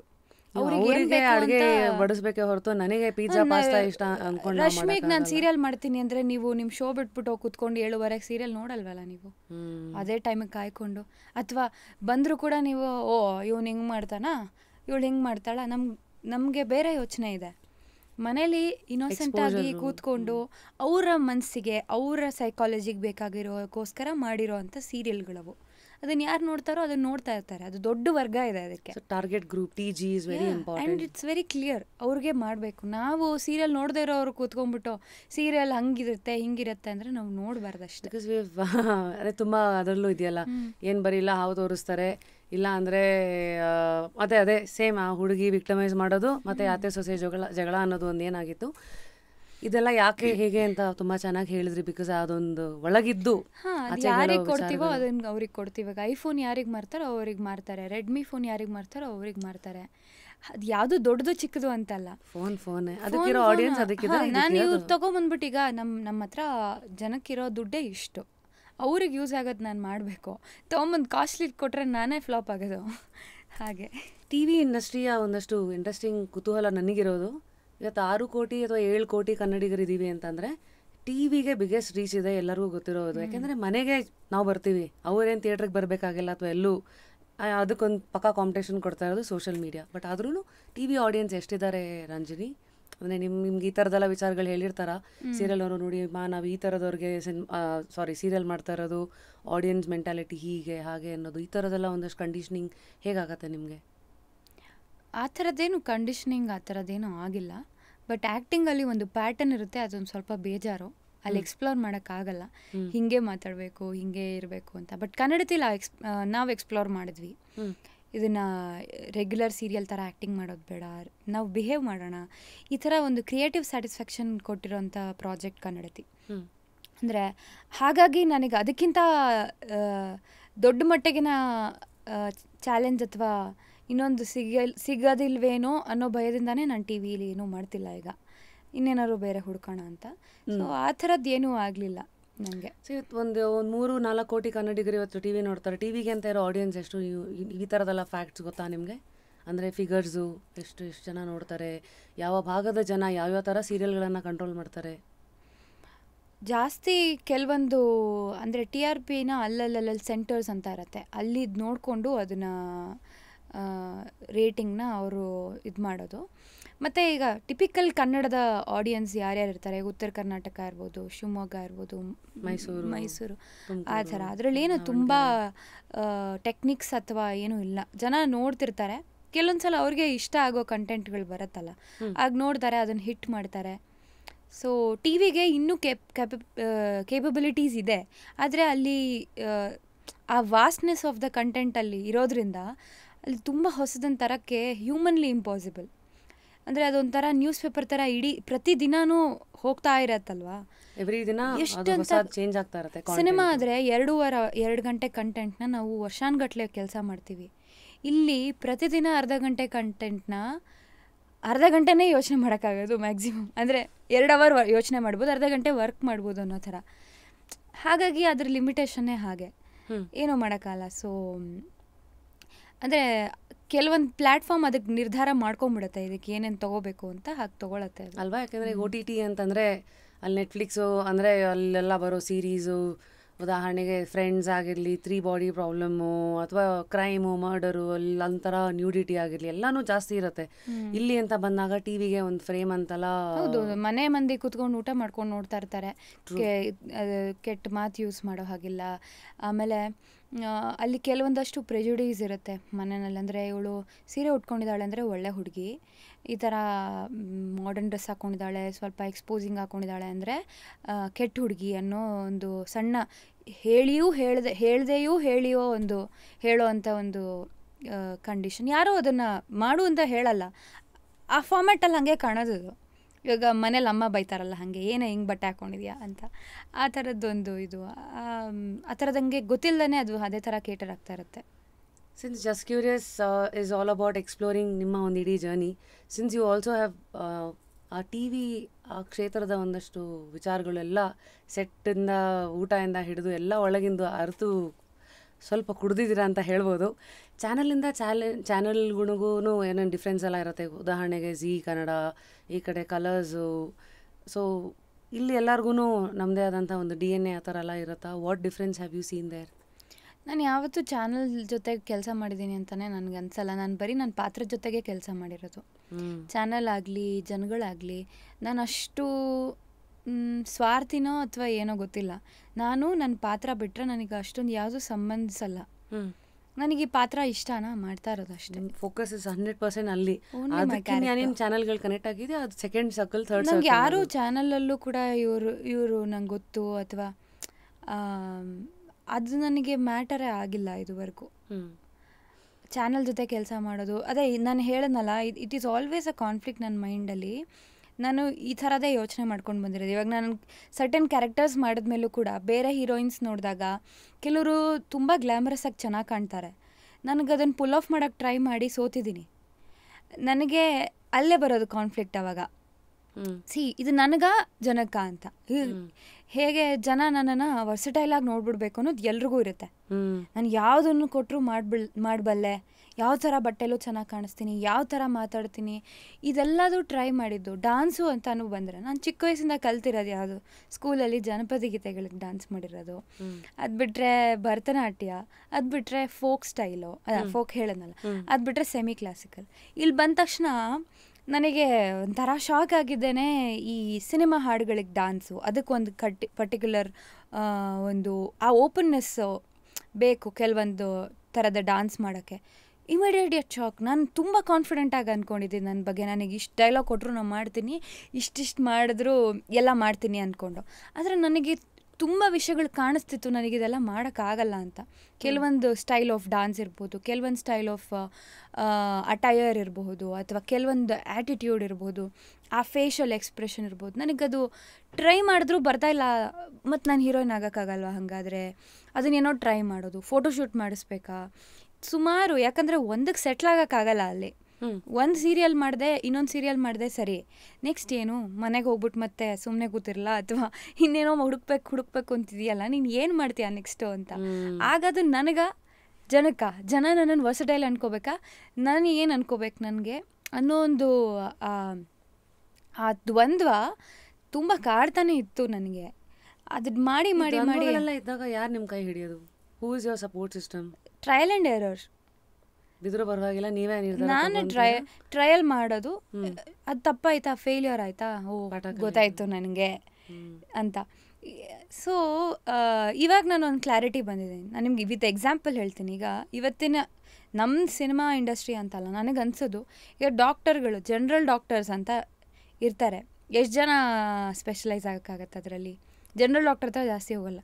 ಅದೇ ಒಂದು ENT ಸ್ಪೆಷಲಿಸ್ಟು, ಅಥವಾ ಹಾರ್ಟ್ ಸರ್ಜನು, ಕಾರ್ಡಿಯಾಲಜಿಸ್ಟು, ಅಥವಾ ಈ ಥರ ಒಂದು ವಿಷಯದಲ್ಲಿ ಮುಂದಕ್ಕೆ ಹೋದರೆ ಅವ್ರ ಸಕ್ಸಸ್ ರೇಟ್ ಜಾಸ್ತಿ ಇರುತ್ತೆ. ಅಂದರೆ ಅವ್ರಿಗೆ ಏನೋ ಒಂದು ಗೊತ್ತಿರುತ್ತೆ. ಸೊ ಇವಾಗ ನಂದು ಏನಿದೆ ಪ್ಲಸ್ ಪಾಯಿಂಟು ಅಷ್ಟು ಮಾತ್ರ ನೋಡಿಕೊಂಡು ಆಗ ಒಂದು ಬ್ಯಾಲೆನ್ಸ್ ಇರುತ್ತೆ. ನಾನು ಕೇಟರ್ ಮಾಡ್ತಿರ್ತೀನಿ, ನನ್ನ ಆತ್ಮತೃಪ್ತಿ ನಾನು ಕೇಟರ್ ಮಾಡ್ತಿರ್ತೀನಿ. ಅದನ್ನು ನೋಡ್ಕೊಂಡು ಬರೋರು ಒಂದಷ್ಟು ಜನ ಇರ್ತಾರೆ. ನನಗೆ ಎಲ್ಲದೂ ಮಾಡೋಕ್ಕಾಗಲ್ಲ, ನಂಗೆ ಗೊತ್ತಾಗಿದೆ. ಮಾಡಿದ್ರೂ ಅದು ಹಾಫ್ ಹಾರ್ಟೆಡಾಗಿ ಕಾಣುತ್ತೆ. ಅದು ನನಗೆ ಆಗದೆ ಇರೋದನ್ನು, ನಾನು ಆಗದೆ ಇರೋ ಥರದನ್ನು ನಾನೇನೋ ಆ್ಯಕ್ಟಿಂಗ್ ಮಾಡೋಕ್ಕೆ ಹೋದಾಗ, ಅಥವಾ ನಾನು ತುಂಬ ಹೀಗೆ ಹಾಗೆ ಪಾಶು ಅಂತ. ನಾನು ತುಂಬ ಆರ್ಡಿನರಿ ಹುಡುಗಿ. ನನಗೆ ನನ್ನ ಪ್ಲಸ್ ಪಾಯಿಂಟ್ಸ್ ನಂಗೆ ಗೊತ್ತು. ನನಗೆ ಚೆನ್ನಾಗಿ ಮಾತಾಡಬಲ್ಲೆ, ನಾನು ಹಾಡು ಹೇಳ್ತೀನಿ, ಕತೆ ಬರೀತೀನಿ, ಕತೆಗಳನ್ನ ಅರ್ಥ ಮಾಡ್ಕೋತೀನಿ, ಈ ಥರದ್ದು ಗೊತ್ತು. ಇನ್ನು ಎಷ್ಟೊಂದು ಗೊತ್ತಿಲ್ಲ ನನಗೆ. ಅದನ್ನು ಮಾಡೋಕ್ಕೆ ಹೋಗಿ ಅರ್ಧಂಬರ್ಧ ಮಾಡಿ ಫೇಲ್ಯೂರ್ ಆಗಿ ಬರೋಕ್ಕಿಂತ ನನಗೇನು ಗೊತ್ತಿರೋದೇ 4-5 ಅನ್ನೋ ಏನೇ ಇದ್ರೂ ಅದನ್ನ ಮೇಲೆ ಆಟ ಆಡಿ ಇನ್ವೆಸ್ಟ್ಮೆಂಟ್ ಅಂತ ಹಾಕಿ ಚಾನ್ಸಸ್ ತಗೊಳ್ಳೋದು ಇಸ್ ಬೆಟರ್ ಅನ್ನೋದು ನಿಮ್ಮ ನಿಲುವು. ನನ್ನ ನಿಲುವು. ಆ್ಯಂಡ್ ಅದರಲ್ಲಿ ನನಗೆ ಕಾಂಪಿಟೇಟಿವ್ ಅಡ್ವಾಂಟೇಜ್ ಇದೆ. ನಾನು ನೋಡಿದ ಹಾಗೆ ಎಷ್ಟೊಂದು ಜನಕ್ಕೆ ಅದರಲ್ಲಿ ಆಸಕ್ತಿ ಇಲ್ಲ. ಆ ಜಾಗ ಸ್ವಲ್ಪ ಖಾಲಿ ಇದೆ, ಖಾಲಿ ಇದೆ, ಬೇರೆಯವರು ನನಗಿಂತ ಸುಂದರವಾಗಿರೋ ಹುಡುಗಿರಿದ್ದಾರೆ, ಅವ್ರು ಇನ್ನೂ ಕಾನ್ಫಿಡೆಂಟಾಗಿ ಕಾಣೋ ಹುಡುಗಿರಿದ್ದಾರೆ, ಇನ್ನೂ ಅಂದರೆ ಈಗ ಇಂಟರ್ನ್ಯಾಷನಲ್ ಲೆವೆಲ್ ಸ್ಟ್ಯಾಂಡರ್ಡ್ಸಲ್ಲಿ ಅವರು ಪೋರ್ಟ್ರೇ ಮಾಡ್ಕೊಳ್ಬೋದಾಗಿದೆ. ನಾನು ಕನ್ನಡದ ಮಟ್ಟಕ್ಕೆ ಓಕೆ, ಇದನ್ನು ನಾನು ಅರ್ಥ ಮಾಡ್ಕೊಂಡಿರೋದು. ನಾನು ಹೀರೋಯಿನ್ ಅಂತ ಅಂದ್ಕೊಳ್ದೇನೆ ಒಂದು ಪಾತ್ರ ಆಗಿ, ಒಂದು ಕಲಾವಿದೆಯಾಗಿ ನನ್ನ ಎಷ್ಟು ದಿನ ನನ್ನ ನೋಡಿಕೊಂಡು ಅದಕ್ಕೆ ನಾನು ಪ್ರಿಪೇರ್ಡ್ ಆಗಿರ್ತೀನಿ. ಅಲ್ಲಿ ತನಕ ನಾನು ನನ್ನೊಳಗಿನ ಒಂದು ಕಾಲ್ನು ಅಟೆಂಡ್ ಮಾಡ್ತಿರ್ತೀನಿ. ಜನರು ನನ್ನದೊಂದು ಎಕ್ಸ್ಪೆಕ್ಟೇಷನ್ ಇರುತ್ತೆ. ಈಗ ನಾವು ಬೇರೆ ಕೆಲಸಗಳಾದರೆ ನನಗೂ ಜನಕ್ಕೂ ಸಂಬಂಧ ಇಲ್ಲ ಅನ್ಬೋದು. ಇಲ್ಲಿ ಜನನೇ ನಮಗೆ ದುಡ್ಡು ಕೊಟ್ಟು ನೋಡಬೇಕು, ಅಥವಾ ಅವ್ರ ಸಮಯ, ಅವರ ಎಫರ್ಟ್ಗಳು ನಮ್ಮ ಕರಿಯರ್ಗೆ ಅಸೋಸಿಯೇಟೆಡ್ ಆಗಿರೋದ್ರಿಂದ ಜನಗಳನ್ನ ನಾವು ಕನ್ಸಿಡರ್ ಮಾಡಲೇಬೇಕು. ಅವನೇನಾರು ಹೇಳ್ಕೊಳ್ಳಿ, ಅವ್ರು ಏನಾರು ಹೇಳ್ಕೊಳ್ಳಿ ಅಂತ. ಅಣ್ಣವರೆಲ್ಲ ಹಂಗೆ ಬಂದಿಲ್ಲ. ಎಂಥ ಒಳ್ಳೊಳ್ಳೆ ಕಲಾವಿದರು ಅಂತ ನಾವು ಯಾರ್ಯಾರನ್ನ ಇವತ್ತು ತೊಗೊಳ್ತೀವಿ ಲಿಸ್ಟು ಹಿಂದೆ ತಿರುಗಿ ನೋಡಿದ್ರೆ, ಕರ್ನಾಟಕದಲ್ಲಿ ಆಗಲಿ ಯಾರೇ ಆಗಲಿ, ಅವರು ಜನಗಳನ್ನ ಕನ್ಸಿಡರ್ ಮಾಡಿಕೊಂಡೇ ಮುಂದೆ ಬಂದಿರೋದು. ಜನಗಳನ್ನ ಯಾವತ್ತು ಬಿಟ್ಬಿಡ್ತೀವಿ ನಾವು, ಅವತ್ತು ನಾವು ಏನೂ ಆಗೋಕ್ಕಾಗಲ್ಲ. ಯಾಕಂದರೆ ಅವರೇ ನಮ್ಮನ್ನು ಮುಂದೆ ತೊಗೊಂಡು ಹೋಗಬೇಕಾಗಿರೋರು. ಐ ಥಿಂಕ್ ಆ ಪಲ್ಸ್ ಆಫ್ ದ ಆಡಿಯನ್ಸ್ ಅನ್ನೋದು ಕಟ್ಸ್ ಅಕ್ರಾಸ್ ಎವ್ರಿ ಸೆಕ್ಟರ್. ಈಗ ಒಂದು ಫುಡ್ ತೊಗೊಳ್ಳಿ, ಒಂದು ರೆಸ್ಟೋರೆಂಟು, ಅವ್ರ ಜನಕ್ಕೆ ಏನು ಬೇಕು ಅಂತ ಕೊಟ್ಟಿಲ್ಲ ಅಂದರೆ ಜನ ಅಲ್ಲಿಗೆ ಬರಲ್ಲ. ಸಿನಿಮಾ ಅದಕ್ಕೆ ಹೊರತಲ್ಲ, ಟಿ ವಿ ಅದಕ್ಕೆ ಹೊರತಲ್ಲ. ಐ ಥಿಂಕ್ ಇವನ್ ಸೋಷಿಯಲ್ ಮೀಡಿಯಾದಲ್ಲಿ ನಮ್ಮನ್ನು ನಾವು ತೋರಿಸ್ಕೊಳ್ಳೋ ರೀತಿನೂ, ಜನಗಳ ಜೊತೆ ಕನೆಕ್ಟ್ ಆಗೋದು ಅಲ್ಲೂ ಅಷ್ಟೇ. ಈಗ ಐ ಥಿಂಕ್ ಐವ್ ಸೀನ್ ನಿಮ್ಮ ಸೋಷಿಯಲ್ ಮೀಡಿಯಾ ಇದರಲ್ಲಿ ಆ very girl next door, approachable, ತುಂಬ ಪೋಸ್ಟ್ಗಳಲ್ಲಿ ನಾನು ನೋಡಿದ್ದೀನಿ. ಇದೇನೋ ಇಂಗ್ಲೀಷಲ್ಲಿ ಹಾಕಿರ್ತೀರಾ, ಇದನ್ನು ಕನ್ನಡಕ್ಕೆ ಅನುವಾದ ಮಾಡಿ ನೋಡೋಣ ಅನ್ನೋದು.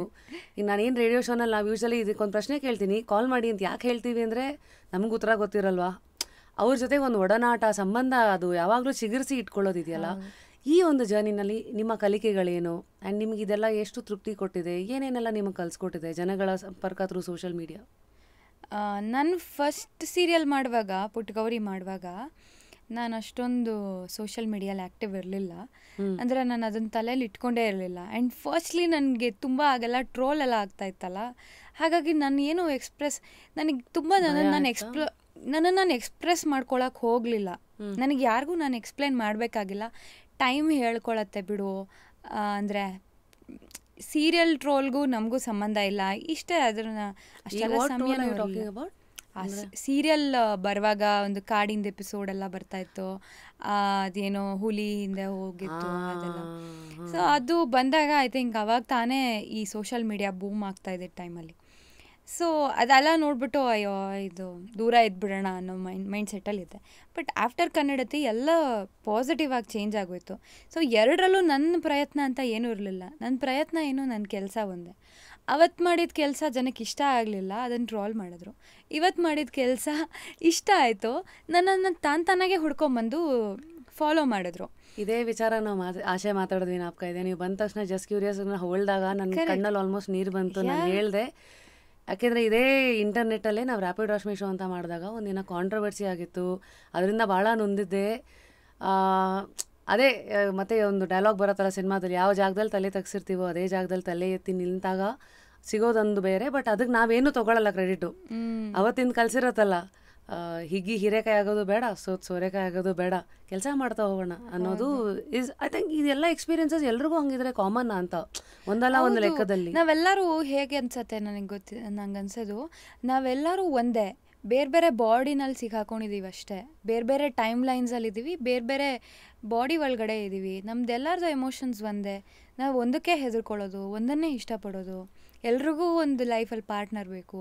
ಅವ್ರು ನಮಗೇನಾದ್ರು ಹೇಳಿದ್ರೆ ನಮ್ಗೆ ಬೇಜಾರಾಗತ್ತೆ. ಕರಿಯರಲ್ಲಿ ಸೋತ್ರ ನಾವು ಅಳ್ತೀವಿ.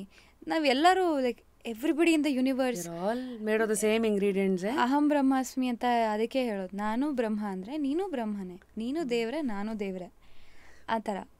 So as simple as that. Sapiens ಅಂತ ಒಂದು ಪುಸ್ತಕದಲ್ಲಿ ಮನುಷ್ಯರದೇ ಎಷ್ಟು ಸಾವಿರಾರು ವರ್ಷಗಳಿಂದ ನಾವು ಬೇರೆ ಬೇರೆ ಥರ ಇದ್ದು ಇವತ್ತು ಫೈನಲಿ ಏನು ಹೋಮೋ ಸೇಪಿಯನ್ಸ್ ಅಂತ, ಇದಕ್ಕೂ ಮುಂಚೆ ಹೋಮೋ ಎರಿಕ್ಟಸ್ ಅಂತೆ ಏನೇನೋ ಅಂದೆ. ಈ ಇವತ್ತಿನ ನಮ್ಮ ಮನುಷ್ಯರನ್ನ ಉಳ್ಕೊಳ್ಳೋಕ್ಕೆ ಕಾರಣನೇ ನಮ್ಮಲ್ಲಿರುವಂಥ ಈ ಇಮ್ಯಾಜಿನೇಷನ್ ಅನ್ನೋ ಒಂದು ಪವರ್. ಇಮ್ಯಾಜಿನ್ ಮಾಡ್ಕೊಳ್ಳೋಕೆ ನಮಗೆ ಬರುತ್ತೆ. ಅದರಿಂದಲೇ ಏನೂ ಇಲ್ಲದ ಒಂದು ಭೂಮಿ ಮೇಲೆ ನಾವು ಇಷ್ಟೆಲ್ಲ ಹುಟ್ಟಾಕಿ ಇಷ್ಟೊಂದು ವರ್ಷಗಳ ಕಾಲ ಮನುಷ್ಯ ಆದವನು ಇದಾನೆ, ಮುಂದೆನೂ ಇರ್ತಾನೆ. ಇದನ್ನ ಯಾಕೆ ಹೇಳ್ತಾ ಇದ್ದೀನಿ ಅಂತಂದರೆ, ನಿಮ್ಮಲ್ಲಿ ಒಂದು ಬಹಳ ಒಳ್ಳೆ ಇಮ್ಯಾಜಿನೇಷನ್ ಪವರ್ ಇರೋದು, ಅದು ಆಚೆಗೆ ಜನ ನೋಡಿರೋದು ಕತೆಗಾರ್ತಿಯಾಗಿ, ರೈಟರ್ ಆಗಿ. ಅಲ್ಲಿ ಹಂಗೊಂದಷ್ಟು ಕ್ಯೂರಿಯಾಸಿಟೀಸ್ ಇದೆ. ಹೇಗೆ ಯೋಚನೆ ಮಾಡ್ತೀರಾ? ಮಾತಾಡೋದು ಬೇರೆ, ಪಾತ್ರಗಳನ್ನು ನಿಭಾಯಿಸೋದು ಬೇರೆ, ಆದರೆ ಬೇರೆಯವರಿಗೆ ಒಂದು ಕಥೆನ ಹುಟ್ಟಿಸ್ಕೊಂಡೆ ನೋಡಿ ನನ್ನ ಪ್ರಪಂಚ ಅಂತ, how do you imagine things? ಬರವಣಿಗೆಗೆ ಹೇಗೆ ಇದೆಲ್ಲ? ಐ ಥಿಂಕ್ ನಾನು ಜಾಸ್ತಿ ಎಕ್ಸ್ಪ್ರೆಸ್ ಮಾಡ್ದಿರೋದ್ರಿಂದ ಬರವಣಿಗೆ ನನ್ನ ಮೋಡ್ ಆಫ್ ಎಕ್ಸ್ಪ್ರೆಷನ್ ಅನಿಸುತ್ತೆ. ಅದನ್ನು ಬರಿತಾ ಇರುವಾಗ ಈಗ ನಾನು ನಿಮ್ಗೆ ಹೇಳಿದಾಗೆ ನನ್ನನ್ನು ನಾನು ಎಕ್ಸ್ಪ್ಲೇನ್ ಮಾಡ್ಕೊಳಕ್ಕೆ ಇಷ್ಟ ಇಲ್ಲ ಅಲ್ವಾ ನನಗೆ. ನನಗೇನು ನಾನು ಇಂಥವಳು ಅಂಥವಳು, ನಾನು ಒಳ್ಳೆವಳು ಕೆಟ್ಟವಳು, ನನಗಿದು ಇದೆ, ನನಗಿಷ್ಟ ಇಲ್ಲ. ನಾನೇನು ಮಾಡ್ತೀನಿ, ಪಾತ್ರಗಳನ್ನ ಸೃಷ್ಟಿ ಮಾಡ್ತೀನಿ, ಒಂದು ಕತೆ ಬರಿತೀನಿ, ನಾನು ಅದ್ರಲ್ಲಿ ಹೇಳ್ತೀನಿ, ನಂದು ಏನೇನೋ ಇರುತ್ತೆ ಹೇಳ್ಕೊಳ್ಬೇಕಾಗಿರೋದು, ಅದನ್ನು ನೇರವಾಗಿ ನಂದು ಅಂತ ಹೇಳಲ್ಲ, ಕತೆ ಬರೆದ್ಬಿಟ್ಟು ಅದ್ರ ಪಾತ್ರದ ಮೂಲಕ ಏನೋ ಹೇಳಿಸ್ತೀನಿ. ಅದ್ರಿಂದ ನನಗೆ ಖುಷಿ ಆಗುತ್ತೆ. ಕೆಲವೊಂದು ನಂದಿರುತ್ತೆ, ನಂದು ಇಲ್ದಿರೋದು ಇರುತ್ತೆ, ಇನ್ನೊಬ್ರದ್ದು ಎಲ್ಲ ನೋಡಿರ್ತೀನಿ ನಾನು. ಅದು ನನಗೆ ತುಂಬ ಸ್ಯಾಟಿಸ್ಫೈಯಿಂಗ್ ಜರ್ನಿ ಅದು. ಈಗ ನಾನು ಹೇಳಿದ್ರೆ ಏನಿರುತ್ತೆ, ಬಡಾಯಿ ಕೊಚ್ಕೊಂಡಂಗಿರುತ್ತೆ. ಅದೇ ಒಂದು ಪ್ರಪಂಚ ಸೃಷ್ಟಿ ಮಾಡಿ ಅದು ಅನ್ಬಯಾಸ್ಡ್, ಅದು ರಂಜನಿ ಅಲ್ಲ. ಅದು ಪ್ರಪಂಚ ಬಂದಿರೋದೇ ಹಿಂಗೆ. ಯಾಕೆ ನಾವು ಕಥೆಗಳನ್ನು ಕೇಳಿದಾಗ ಬೇಗ ಅದ್ರ ಮಾರಲ್ ಆಫ್ ದ ಸ್ಟೋರಿ ಅರ್ಥ ಆಗುತ್ತೆ. ನಾವು ಅನ್ಬಯಾಸ್ಡ್ ಆಗಿರ್ತೀವಿ. ಆ ವ್ಯಕ್ತಿಯಿಂದ ನಾನೇನು ಕಲಿಯೋದು ಅಂತ ನಮಗಿರಲ್ಲ, ರಂಜನಿಯಿಂದ ನಾನೇನು ಕಲಿಯೋದು ಅಂತಿರುತ್ತೆ.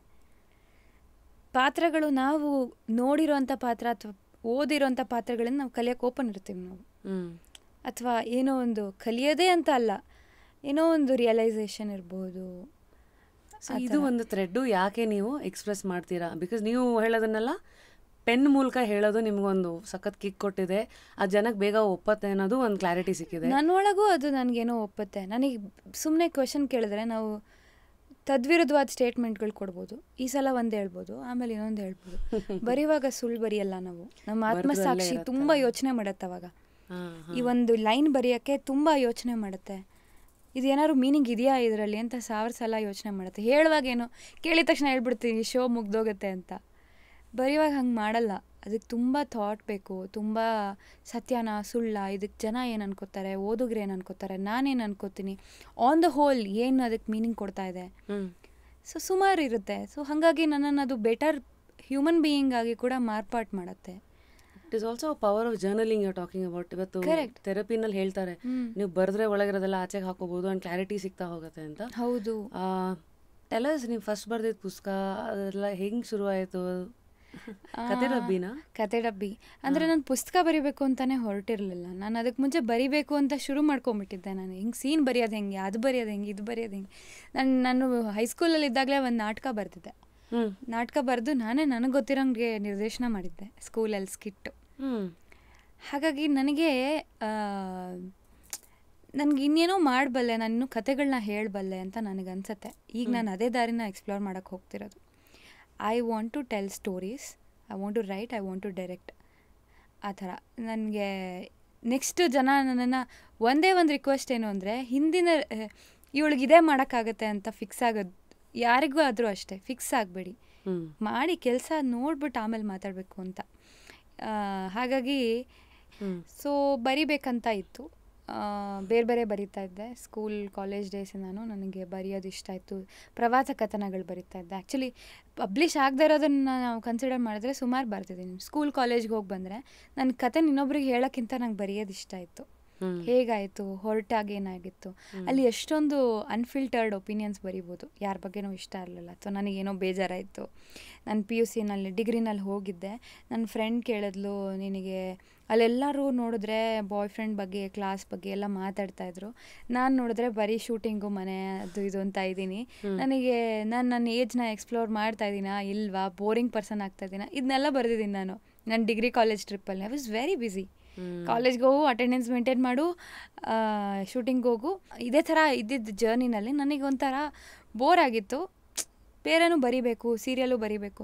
ನನಗೆ ಇದಾದಮೇಲೆ ಸೀರಿಯಲ್ ಮುಗ್ದಿದ ತಕ್ಷಣ ನಾರ್ಮಲಿ ಜನ ಏನು ಮಾಡ್ತಾರೆ, ನೀನು ಹಿಂದೆ ಏನು ಮಾಡ್ತೀಯೋ ಮುಂದೆನೂ ಅದೇ ಮಾಡ್ತೀಯ ಅಂದ್ಕೊಂಡು ಕರಿತಿರ್ತಾರೆ. ಈ ಸೀರಿಯಲ್ ಮಾಡ್ತೀಯಾ, ಆ ಸೀರಿಯಲ್ ಮಾಡ್ತೀಯಾ, ರಿಯಾಲಿಟಿ ಶೋ ಮಾಡ್ತೀಯಾ, ಬಿಗ್ ಬಾಸ್ ಮಾಡ್ತೀಯಾ. ಸರ್ ಅದು ಯಾವುದೂ ಮಾಡಲ್ಲ, ನಾನು ಬರಿತೀನಿ.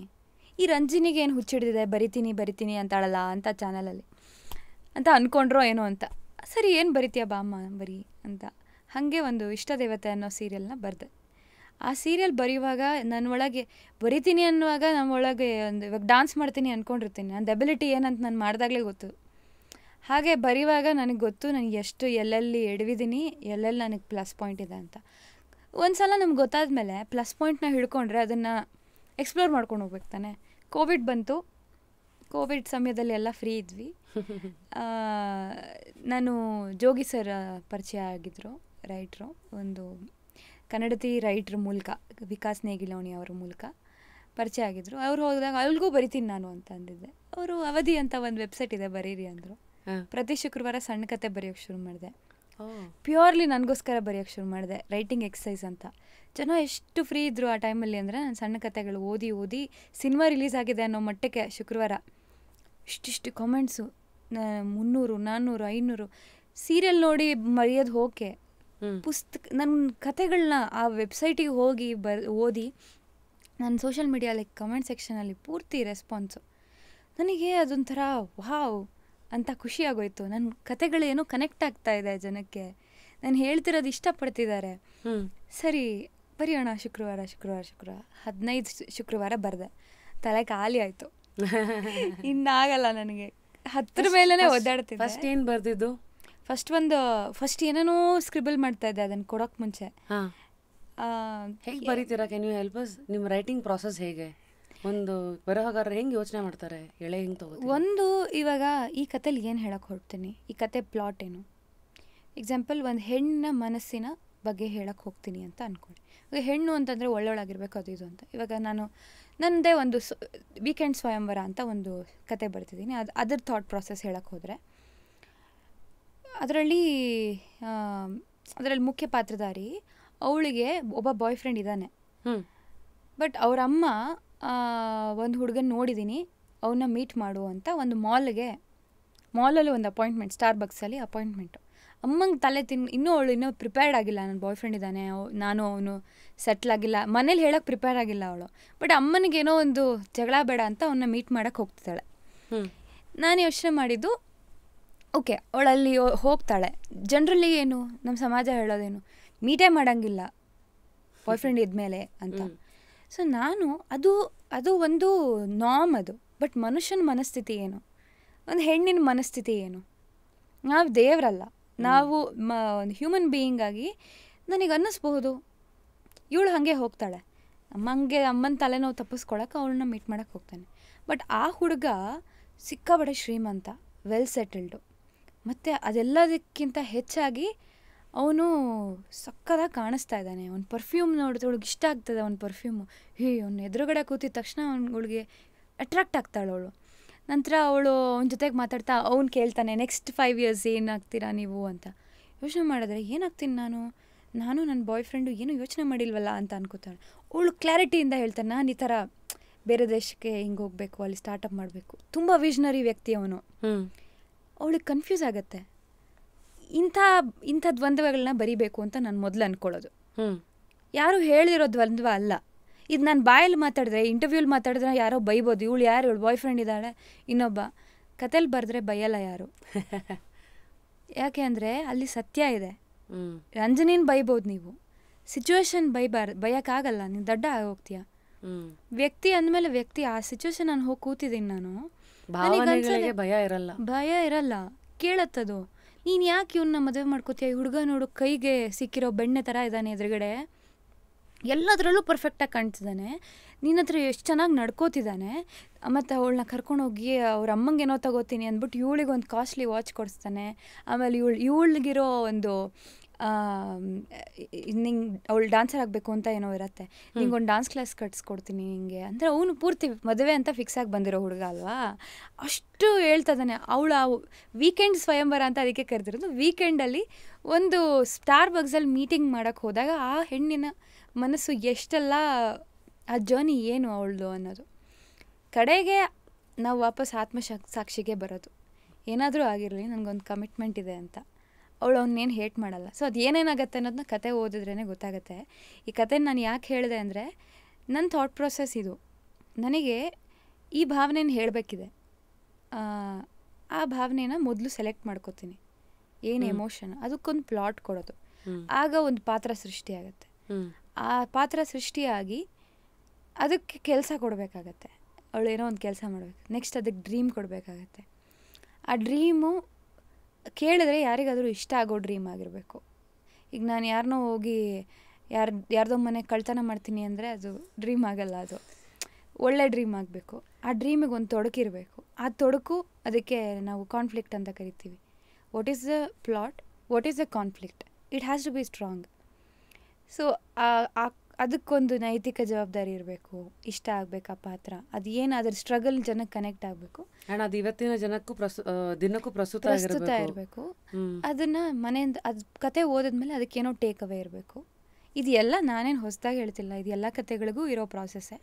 ಇದನ್ನು ಅರ್ಥ ಮಾಡ್ಕೊಂಡು ನನ್ನ ಅಬ್ಸರ್ವೇಷನಿಂದ ನಾನು ಸಮಾಜದಲ್ಲಿ ಏನು ತಿಳ್ಕೊಂಡಿದ್ದೀನಿ ಅಥವಾ ನಂದೇನೋ ಒಂದು ಅಭಿಪ್ರಾಯ ಇದೆ, ಇದೆಲ್ಲ though the syllabus of writing a story is same, but how you write, what you write is changing depending on who is writing. ನನಗೆ ಒಂದು ಹೆಣ್ಣಾಗಿರೋದ್ರಿಂದ ನಾನು ಹೆಣ್ಣಿನ ಭಾವನೆ ನನಗೆ ಜಾಸ್ತಿ ಕನೆಕ್ಟ್ ಆಗಿದೆ ಇಲ್ಲಿ.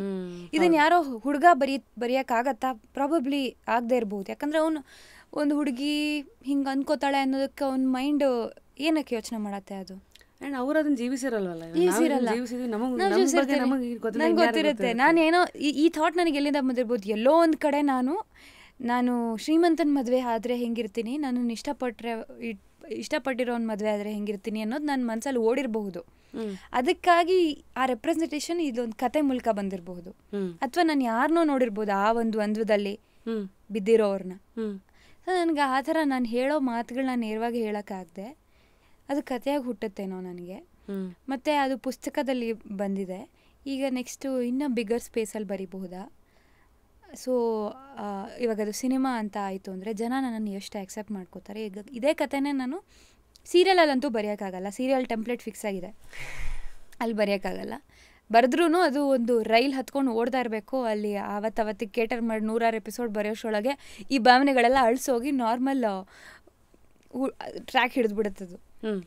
ಸೊ ನೆಕ್ಸ್ಟ್ ಉಳ್ಕೊಂಡಿರೋದೇ ನಮಗೆ ಸಿನಿಮಾ. ಸೊ ನಾನು ಸಿನಿಮಾ ಬರೆದ್ರೆ ಅದಕ್ಕೆ ಜನ ಎಷ್ಟು ಸಪೋರ್ಟ್ ಮಾಡ್ತಾರೆ, ಈ ಒಂದು ಯೋಚನೆ ಮಧ್ಯದಲ್ಲೂ ಕೂಡ ಒಂದು ಸ್ಕ್ರಿಪ್ಟ್ ಮಾಡ್ತಾ ಇದ್ದೀನಿ. Oh wow, that's a very interesting line that you gave. ಈಗ ಅರ್ಧ ಗಂಟೆಗೆ ದಿನ ಹೋಗೋ ಎಪಿಸೋಡ್ಗೆ ಎಷ್ಟು ಯೋಚನೆ ಮಾಡೋಕ್ಕೆ ಸಾಧ್ಯ? ಅಷ್ಟೇ ಮಾಡೋಕ್ಕೆ ಸಾಧ್ಯ. ಅದೇ 2.5 ವರ್ಷಕ್ಕೊಂದ್ಸತಿ ಮಾಡೋ ಸಿನಿಮಾಗೆ ಅನ್ನೋದು ಅದು ಟೈಮ್ ವರ್ಸಸ್ ಕ್ವಾಲಿಟಿ. ಎಷ್ಟು ಟೈಮ್ ಹಾಕ್ತೀರೋ ಅಷ್ಟು ಕ್ವಾಲಿಟಿ ಕೊಡೋಕ್ಕೆ ಸಾಧ್ಯ ಅನ್ನೋದು. ಆ್ಯಂಡ್ ಇದ್ರ ಮಧ್ಯೆ ಇವಾಗ ಕತೆ ಬರಿತಾ ಇರೋದು. ಸೊ ಇದೆಲ್ಲ ಕೇಳ್ತಾ ಇದ್ದಾಗ ನೀವು ಯಾವಾಗಲೂ ಇಷ್ಟು ಸಾರ್ಟೆಡ್ಡಾ, ಅಥವಾ ಯಾವಾಗಲೂ ಒಂದು ಕಂಪಾರ್ಟ್ಮೆಂಟಲೈಸ್ ಮಾಡಿ ಲೈಫನ್ನು ನೋಡೋ ಈ ಅಭ್ಯಾಸ ನಿಮಗೆ ಹೇಗೆ ಬಂದಿರೋದು?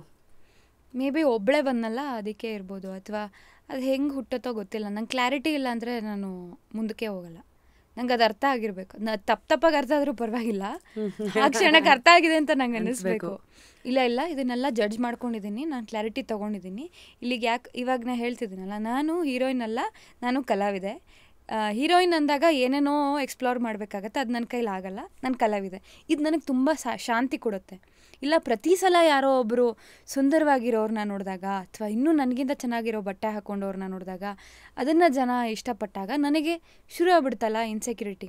ಅಯ್ಯೋ, ನಾನು ಆ್ಯಕ್ಟರ್ ಆಗಬೇಕು ಅಂತ ಆ್ಯಂಬಿಷನ್ ಇಟ್ಕೊಂಡಿದ್ದೀನಿ, ಇಲ್ಲಿ ಈ ಥರ ಮಾಡ್ತಾ ಇಲ್ಲ, ನನಗೆ ಮಾಡೋಕ್ಕಾಗ್ತಾ ಇಲ್ಲ, ಅಥವಾ ಮಾಡೋಕ್ಕೆ ಹೋದ್ರೂ ನನ್ನ ಮನಸ್ಸು ಅರ್ಧಂಬರ್ಧ ರೆಡಿ ಆಗ್ತಾಯಿದೆ. ಈ ಒಂದು ಮೆಂಟಲ್ ಡಿಸ್ಟರ್ಬೆನ್ಸ್ ಅಥವಾ ಇನ್ಸೆಕ್ಯೂರಿಟೀಸ್ ಬೇಡ ಅಂದರೆ ನಾನು ಸಾರ್ಟೆಡ್ ಆಗಿಬಿಡ್ಬೇಕು ಫಸ್ಟು. ಸೊ ರಂಜಿನಿ, ಇಷ್ಟೊತ್ತು ನಿಮ್ಮ ಹತ್ರ ಮಾತಾಡ್ತಾ ಇದ್ದಾಗ ನೀವು ಭಾಳ ಇಲ್ಲಿಂದ ಹಾರ್ಟಿಂದ ಎಷ್ಟೇ ಅದನ್ನು ನಿಭಾಯಿಸಿದ್ರು ತಗೊಳ್ಳೋ ಡಿಸಿಷನ್ಸ್ ಎಲ್ಲ ಇಲ್ಲಿಂದ ಅಂತ ಗೊತ್ತಾಗ್ತಾ ಇದೆ. ಹೀಗಿರಬೇಕಾದ್ರೆ ಟಿ ವಿ ಯಾವ ಜಾಗದಲ್ಲಿ ಗೆದ್ದು ಬಂದಿರ್ತೀರಾ ಅಲ್ಲಿರೋ ಕಾನ್ಫಿಡೆನ್ಸ್ ಬೇರೆ ಇರುತ್ತೆ. ಯಾವ ಜಾಗದಲ್ಲಿ ಇನ್ನೂ ಸಾಧಿಸೋದಿರುತ್ತೆ, ಅಥವಾ ಇನ್ನೇನೋ ಅಲ್ಲಿ ನನ್ನ ಕರಿತಾ ಇದೆ ಅನ್ನೋ ಜಾಗ ಸಿನಿಮಾ. ಅಲ್ಲಿಗೆ ಬಂದಾಗ ನಿಮ್ಮನ್ನು ಕಾಡೋ ಅಂತ ಒಂದಷ್ಟು ಇನ್ಸೆಕ್ಯೂರಿಟೀಸ್, ಇಲ್ಲಿ ಸಹಿ ಅನ್ಸ್ಕೊಂಡಿದ್ದು ಅಲ್ಲಿ ಹಿಂಗಿರುತ್ತೋ, ಅಲ್ಲಿರೋ ಎಕ್ಸ್ಫ್ಯಾಕ್ಟರ್ಸ್ಗಳು ಕಂಟ್ರೋಲ್ ಇಲ್ಲದೆ ಇರೋದು ತುಂಬ. ಇಷ್ಟರ ಮಧ್ಯೆ ಈಗ ಮಾಲಾಶ್ರೀ ಅವ್ರ ಜೊತೆಗೆ ನೈಟ್ ಕರ್ಫ್ಯೂ, ಎಲ್ಲ ಲೆಕ್ಕಾಚಾರಗಳ ಮಧ್ಯ ಇದನ್ನು ಹೂ ಅನ್ನೋಕ್ಕೆ ಏನು ಕಾರಣ? ಸ್ಟೋರಿ ಮೇನ್ಲಿ ಇದೊಂದು ಕೋವಿಡ್ ಸಮಯದಲ್ಲಿ ನಡೆಯುವಂಥ ಕತೆ. ಒಂದು ರಾತ್ರಿಲಿ ನಡೆಯುತ್ತೆ, ಕ್ರೈಮ್ ಥ್ರಿಲ್ಲರು. ಡಾಕ್ಟರ್ ಪಾತ್ರ ನಾನು ಮಾಡಿರಲಿಲ್ಲ. ಮತ್ತು ಮಾಲಾಶ್ರೀ ಅವರ ಪೀಕ್ನಲ್ಲಿ ಯಾರೇ ಆದರೂ ಆ ಥರದ ಹೀರೋಯಿನ್ ಆಗಬೇಕು ಅಂದ್ಕೊಳ್ಳೋ ಅಂಥ ಒಂದು ಕಲಾವಿದೆ ಅವರು. Class and mass both.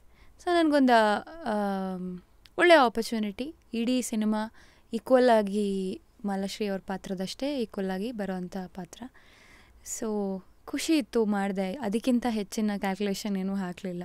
ಅಂದರೆ ನನಗೀಗಿರೋದು ಸದ್ಯಕ್ಕೆ ಒಳ್ಳೆ ಕಥೆನ ಸಿನಿಮಾ ಚೆನ್ನಾಗಿ ರಿಲೀಸ್ ಮಾಡ್ತಾರ ಹಿಂಗೆ ಅಂತಾನೆ ಸಾಕಷ್ಟು ಸಿನಿಮಾಗಳು ಒಪ್ಕೊಂಡು ಬಂದಿದ್ದು. ಎಷ್ಟೋ ಜನಕ್ಕೆ ಗೊತ್ತಿರಲ್ಲ, ಎಷ್ಟೋ ಸೈನ್ ಅಂತೂ ಕೈ ಹಾಕ್ಬಿಡ್ತೀವಿ.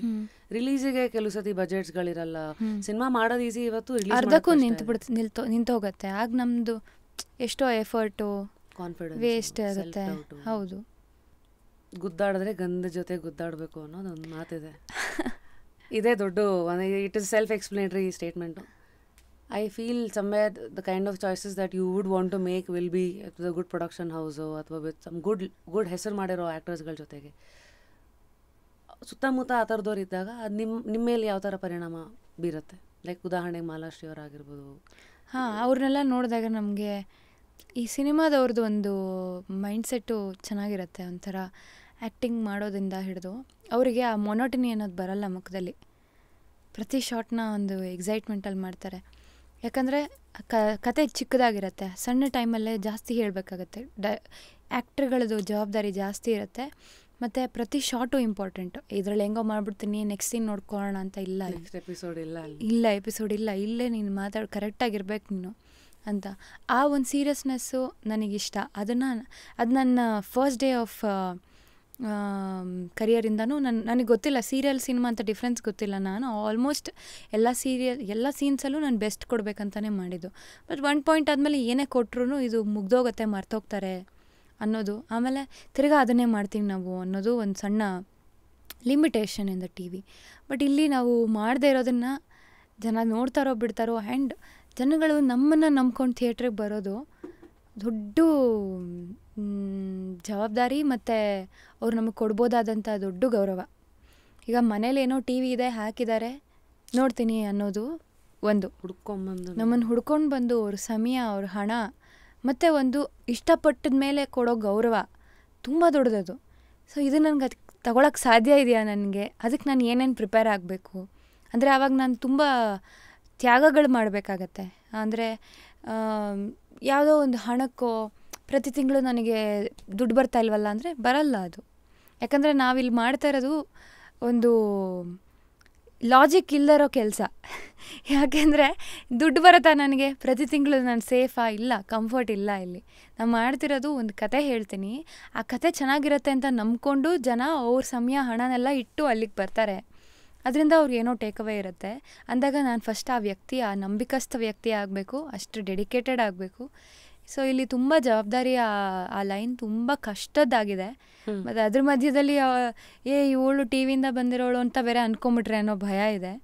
ಸೊ ಯಾರು ಯಾವುದ್ರಿಂದನೂ ಬಂದಿರಲ್ಲ. ಈಗ ನಾನು ಟಿ ವಿನೂ ಅವಳು ಅಲ್ಲ. ಒಂದು ಟೈಮಲ್ಲಿ ನಾನು ಯಾರು ಕಾಲೇಜ್ ಹೋಗೋ ಹುಡುಗಿಯಾಗಿದ್ದೆ, ಇನ್ಯಾವತ್ತೋ ಸಿಂಗರ್ ಆಗಿದ್ದೆ, ಶಾಸ್ತ್ರೀಯ ಸಂಗೀತ ಹಾಡ್ಕೊಂಡು ಕೂತಿದ್ದೆ ಮನೆಯಲ್ಲಿ.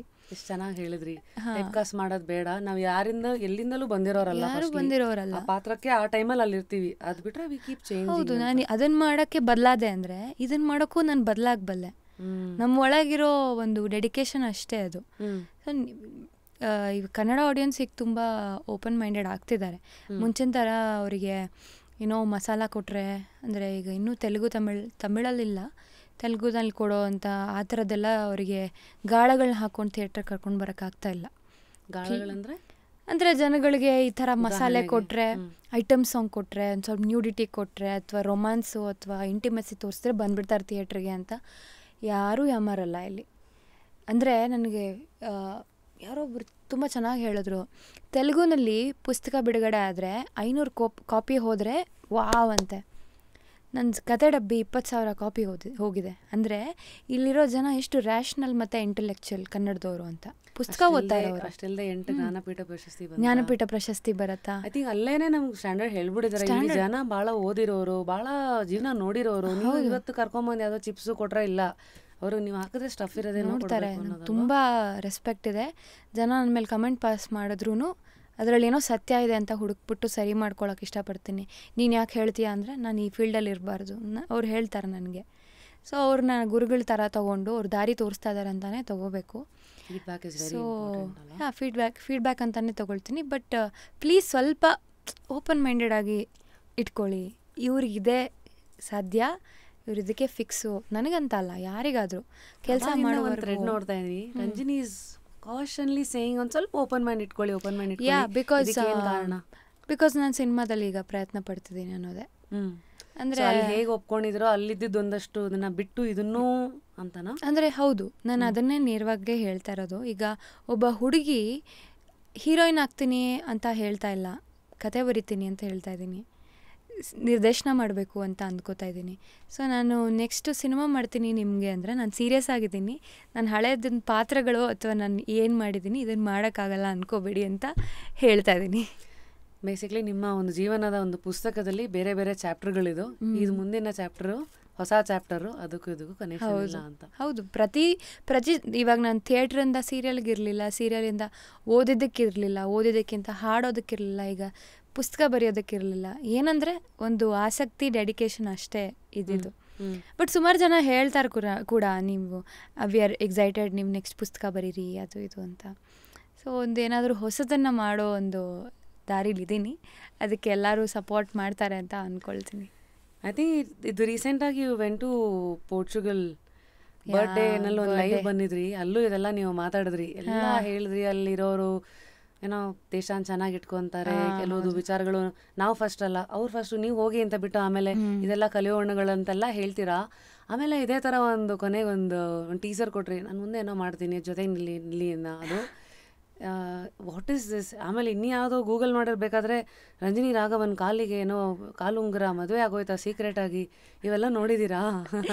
ಎಲ್ಲದೂ ಬರ್ತಾ ಇರುತ್ತೆ. ನಾವಿವಾಗ ಆ ಪೋರ್ಚುಗಲ್ ವಿಡಿಯೋದಲ್ಲೂ ನಾನು ಹೇಳಿದ್ದನ್ನ ತಪ್ಪಾಗಿ ಅರ್ಥ ಮಾಡ್ಕೊಂಡಿದ್ರು. ನಾ ಹೇಳಿದ್ದು ನಮ್ಮ ದೇಶಕ್ಕಿಂತ ಯುರೋಪ್ ನೀಟಾಗಿದೆ ಅಂತ ನಾನು ಹೇಳಿದೆ. ಅಂದರೆ ಅದು ಫ್ಯಾಕ್ಟು. ಅದೇ ನಾನು ಹೇಳಿದ್ನಲ್ಲ, ಅದೇ ಕಥೆನಲ್ಲಿ ಒಂದು ಪಾತ್ರ ಹೇಳಿದಿದ್ರೆ ಜನ ಬೈತಾ ಇರಲಿಲ್ಲ. ನಾನು ಹೇಳಿದ್ದಕ್ಕೆ ನನಗೆ ದೇಶ ಪ್ರೇಮ ಇಲ್ಲ ಅಂತ ಅನ್ಕೊಂಡ್ಬಿಟ್ರು. ಸೊ ದೇಶ ಪ್ರೇಮ ಇರೋದಕ್ಕೆ ಬಹುಶಃ ಎಲ್ಲೋ ನೀವು ನೋಡಿ ಅವೆಲ್ಲ ಚೆನ್ನಾಗಿ ಇಟ್ಕೊಂಡಿದ್ದಾರೆ, ನಾವು ಇದನ್ನ ಇಟ್ಕೊಳ್ಳೋಣ, ನಾವು ಕಲಿಬೇಕಲ್ವಾ, ನಾವು ಕ್ಲೀನಾಗಿ ಇಟ್ಕೋಬೇಕಲ್ವಾ ನಮ್ಮ ದೇಶನ. ನಾವು cleanliness is nearly to godliness ಅಂತ ಹೇಳ್ತಾರೆ. ಶುಚಿತ್ವ ದೈವತ್ವಕ್ಕೆ ಸಮಾನ ಅಂತ. ನೀಟಾಗಿ ಇಟ್ಕೊಳ್ಳೋಣ ನಮ್ಮ ದೇಶನ ಅಂತ ಹೇಳೋಕೆ ಬಂದಿದ್ದು. ಬಟ್ ಇರಲಿ ಬಿಡಿ, ಐ ಥಿಂಕ್ ಈ ಜರ್ನಿನಲ್ಲಿ ಇಂಗ್ಲೀಷಲ್ಲಿ ಒಂದು ಬುಕ್ ಇದೆ, focus on what really matters ಅಂತ. ಐ ಆಮ್ ಶೋರ್ ನಮ್ಮೆಲ್ಲರಿಗೂ ಅದು ಆ ಜರ್ನಿ ಹೇಳ್ಕೊಟ್ಬಿಡತ್ತೆ ಅನ್ಸುತ್ತೆ. ಯಾವುದು ಬೇಕೋ, ಬಿಕಾಸ್ ನಾವು ಎಲ್ಲರ ಬಾಯಿನೂ ಮುಚ್ಚಕ್ಕೆ ಸಾಧ್ಯನೇ ಇಲ್ಲ. ಸಮಾಜ ನಡೆಯೋದೇ ಹಂಗೆ, ಐದೇ ಬೆರಳು ಒಂಥರ ಇಲ್ಲ ಅಂದಮೇಲೆ ಎಲ್ರದ್ದು ಒಂದೇ ಒಪಿನಿಯನ್ ಹೆಂಗಿರುತ್ತೆ. ಹೌದು, ಅದೇ ಈಗ ನಾವು ಇಷ್ಟೊತ್ತು ಹೇಳಿದಾಗೆ ಇವಾಗ ಜನಗಳಲ್ಲಿ ಮೆಜಾರಿಟಿ ಅವ್ರು ನಮ್ಮನ್ನು ಒಳ್ಳೆ ದಾರಿಗೆ ತೋರಿಸೋರೇ ಇದ್ದಾರೆ, ಅವ್ರನ್ನಷ್ಟೇ ನೋಡೋಣ. ಯಾರೋ ಒಂದು ಸ್ವಲ್ಪ ಜನ ಇರ್ತಾರೆ, ಅವರು ಡಿಸ್ಟ್ರಕ್ಷನ್ಗೆ ಹಾಕೋ ಎನರ್ಜಿ ವೇಸ್ಟು ಈ ಪ್ರಪಂಚದಲ್ಲಿ, ಕನ್ಸ್ಟ್ರಕ್ಷನ್ಗೆ ಮಾತ್ರ ಅಲ್ವಾ? ಹೌದು, ಅದೇ ಬೆಣ್ಣೆ ಇದೆ ಕೈನಲ್ಲಿ, ನೀವು ರೊಟ್ಟಿಗೆ ಹಾಕೊಂಡ್ರೆ ನಿಮಗೆ ರುಚಿ, ತಗೊಂಡು ಬೆಂಕಿಗೆ ಹಾಕಿದ್ರೆ ಯಾರಿಗೆ loss? Waste time, use time effectively ಅಂತ. ನಾವು power of time, you believe in luck, ನೀವು ಟೈಮಿಂಗು ಇದೆಲ್ಲ ನಂಬ್ತೀರಾ ಅಥವಾ ಹಾರ್ಡ್ ವರ್ಕು ಎಫರ್ಟು ನಿಮ್ಮ ಮಾತಿನ ಶೈಲಿನಲ್ಲಿ ಇಲ್ಲಿವರೆಗೂ ನಿಮಗೆ ನಾನು ಅರ್ಥ ಮಾಡ್ಕೊಂಡಂಗೆ you do the work first, but what is the next? Luck ಅಂದರೆ ಏನನ್ಸುತ್ತೆ ಅಂದರೆ, ಈಗ ಒಂದು ಸಮಯ ಬರುತ್ತೆ ನಮಗೆ, ಅದು ಒಳ್ಳೆ ಟೈಮ್ ಅಂತ ನಾವು ಕರಿಬೋದು. ಆದರೆ ಆ ಒಳ್ಳೆ ಟೈಮ್ ಬಂದಾಗ ನಾವು ರೆಡಿ ಆಗಿದ್ದೀವಾ, ಅದೇ ಲಕ್ಕು. ರೆಡಿನೂ ಆಗಿದ್ದು ಒಳ್ಳೆ ಟೈಮಿಗೆ ಬಂದರೆ ಲಕ್ಕು. ರೆಡಿನೇ ಆಗದೇ ಇದ್ದರೆ ಯಾವ ಟೈಮ್ ಬಂದ್ರೂ waste. Very important. So consistency in ನಿಮ್ದು ಏನಿದೆಯೋ ರೆಡಿ ಆಗಿರ್ಬೇಕು. ಎಕ್ಸಾಮ್ ಓದ್ಕೊಂಡಿರ್ಬೇಕು, ಎಕ್ಸಾಮ್ ಯಾವತ್ತಾದ್ರೂ ಬರುತ್ತೆ, ನಿಮ್ಗೆ 50 ಮಾರ್ಕ್ಸ್ ಬಂದ್ಬಿಡ್ಬೋದು. ಸೊ ಓದಿರಿ ಅನ್ನೋದು. ಸೊ ಆ ಟೈಮ್ ಬಂದಿರೋದು ನಮ್ಮ ಕೈಲಿಲ್ಲ. ಟೈಮ್ ಯಾವಾಗಲೂ ಬರುತ್ತೆ, ಲಕ್ ಬರುತ್ತೆ. ಪ್ರಿಪೇರ್ಡ್ ಆಗಿರೋದೇ ಇಂಪಾರ್ಟೆಂಟು, ಯಾವ ವಿಷಯದಲ್ಲಿ ಯಾವ ಕೆಲಸದಲ್ಲಾದರೂ. ಸೊ ಆವಾಗ ಏನು ಬರುತ್ತೆ, going back to the same concepts of discipline, dedication, hard work, ಅದನ್ನಷ್ಟೇ ನಮ್ಮ ಕೈಲಿರೋದು. ಟೈಮ್ ನಮ್ಮ ಕೈಲಿಲ್ಲ, ಬಟ್ ಬಂದಾಗ ಅದನ್ನು ಗ್ರಾಸ್ಪ್ ಮಾಡ್ಕೊಳ್ಳೋಷ್ಟು ಅಲರ್ಟ್ನೆಸ್ ಸ್ಪೀಡ್ ಇರುತ್ತೆ ಅವಾಗ. ಇಲ್ಲ ಅಯ್ಯೋ ಆಪರ್ಚುನಿಟಿ ಬಂತು, ನನಗಿವಾಗ ಆಗ್ತಾನೇ ಇಲ್ಲ ಅಂದರೆ ಹೋಯ್ತಲ್ಲ ಲಕ್ಕು. ಯಾರ ಮೇಲೆ ಹಾಕೋಕ್ಕಾಗತ್ತೆ? ಟೈಮ್ ಸರಿ ಇಲ್ಲ, ಜಾತಕ ಸರಿ ಇಲ್ಲ ಅನ್ನೋಕ್ಕಾಗಲ್ಲ. ಸೊ ಪುಸ್ತಕ ಬರೆಯೋ ನೀವು ಯಾವ್ಯಾವ ಥರ ಪುಸ್ತಕಗಳನ್ನು ಓದ್ತೀರಾ? ಬಿಕಾಸ್ ನಂಗೆ ಜೋಗಿ ಅವ್ರು ಹೇಳಿದ್ದು, ಈಗ ಅವರಂತೂ ನ್ಯೂಸ್ ಪೇಪರ್ ರಿಲೀಸ್ ಮಾಡ್ದಂಗೆ ಪ್ರತಿ ವಾರಕ್ಕೊಂದೊಂದು ಅಥವಾ ತಿಂಗಳಿಗೆ ಒಂದೊಂದು ಪುಸ್ತಕಗಳ ಆಚೆಗೆ ಬಿಡ್ತಾರೆ. ನಾನು ಕೇಳಲೆ ಇದೇನು ಈ ಥರ ರನ್ ರೇಟು ನಿಮ್ಮದು ಕ್ರಿಸ್ಗೇಲ್ ಥರ? ಆಗ ಅವ್ರು ಮಾತು ಹೇಳ್ತಾರೆ, ನೀವು ಚೆನ್ನಾಗಿ ಓದಿದ್ರೆ ತಾನೇ ಬರೆಯೋಕ್ಕೆ ಸಾಧ್ಯ. ಸೊ ರಂಜಿನಿಗೆ ಒಳಗಡೆ ಹೋಗ್ತಾರೋ ಬ್ಯಾಟ್ರಿ ಚಾರ್ಜ್ ಮಾಡ್ತಾ ಇರೋ ಪುಸ್ತಕಗಳು ಯಾವುವು? ರೈಟ್ ನಾವು ಸಿನಿಮಾನೇ ಪೂರ್ತಿ ಟೈಮ್ ತಗೋತದೆ, ಸೊ ಸಿನಿಮಾಗಳು ಜಾಸ್ತಿ ನೋಡ್ತಿರೋದು. ಬಟ್ ಪುಸ್ತಕಗಳು ಬರೆಯೋದು ವರ್ಲ್ಡ್ ಮೂವೀಸ್ ಎಲ್ಲ ನೋಡ್ತಾ ಇದ್ದೀನಿ. ಈಗ ನಾನು ಬರಿತಾ ಇರೋದು ಒಂದು ಅರ್ಬನ್ ಫ್ಯಾಮಿಲಿ ಸ್ಟೋರಿ ಆಗಿರೋದ್ರಿಂದ ಅದಕ್ಕೆ ರಿಲೇಟೆಡ್ ಸಿನಿಮಾಗಳು, ಆ ಜಾನ್ರ ಸಿನಿಮಾಗಳನ್ನ ನೋಡ್ತಾ ಇದ್ದೀನಿ. ಮತ್ತು ಪುಸ್ತಕಗಳು ಅಂತ ಬಂದಾಗ ನನ್ನ ಕಾದಂಬರಿಗಳು, ಕತೆಗಳೇ ಜಾಸ್ತಿ ಇಷ್ಟ ನನಗೆ. ನಾನ್ ಫಿಕ್ಷನ್ ಓದೋದು ಕಡಿಮೆ, ಬಟ್ ಹೇಳ್ತಾರೆ ನಾನ್ ಫಿಕ್ಷನ್ ಓದೋದ್ರಿಂದ ನಮ್ಗೆ ಆ್ಯಕ್ಚುಯಲ್ ನಾಲೆಜ್ ಜಾಸ್ತಿ ಅಂತ. ಅದು ಓದಬೇಕು, ಬಟ್ ಜಾಸ್ತಿ ಕತೆ ಕಾದಂಬರಿಗಳೇ ನನಗೆ ತುಂಬ ಇಷ್ಟ ಆಗೋದು. Favourite writers? ತೇಜಸ್ವಿ ಸರ್, ಆಮೇಲೆ ಫಸ್ಟ್ ತೇಜಸ್ವಿ ಅವರೇ. ಆ್ಯಂಡ್ ಕೋಇನ್ಸಿಡೆಂಟ್ಲಿ ನಾನು ಕನ್ನಡತಿ ಮಾಡಿದಾಗ ಆ ಪಾತ್ರಕ್ಕೂ ತೇಜಸ್ವಿ ಅವರೇ ಇಷ್ಟ ಆಯಿತು.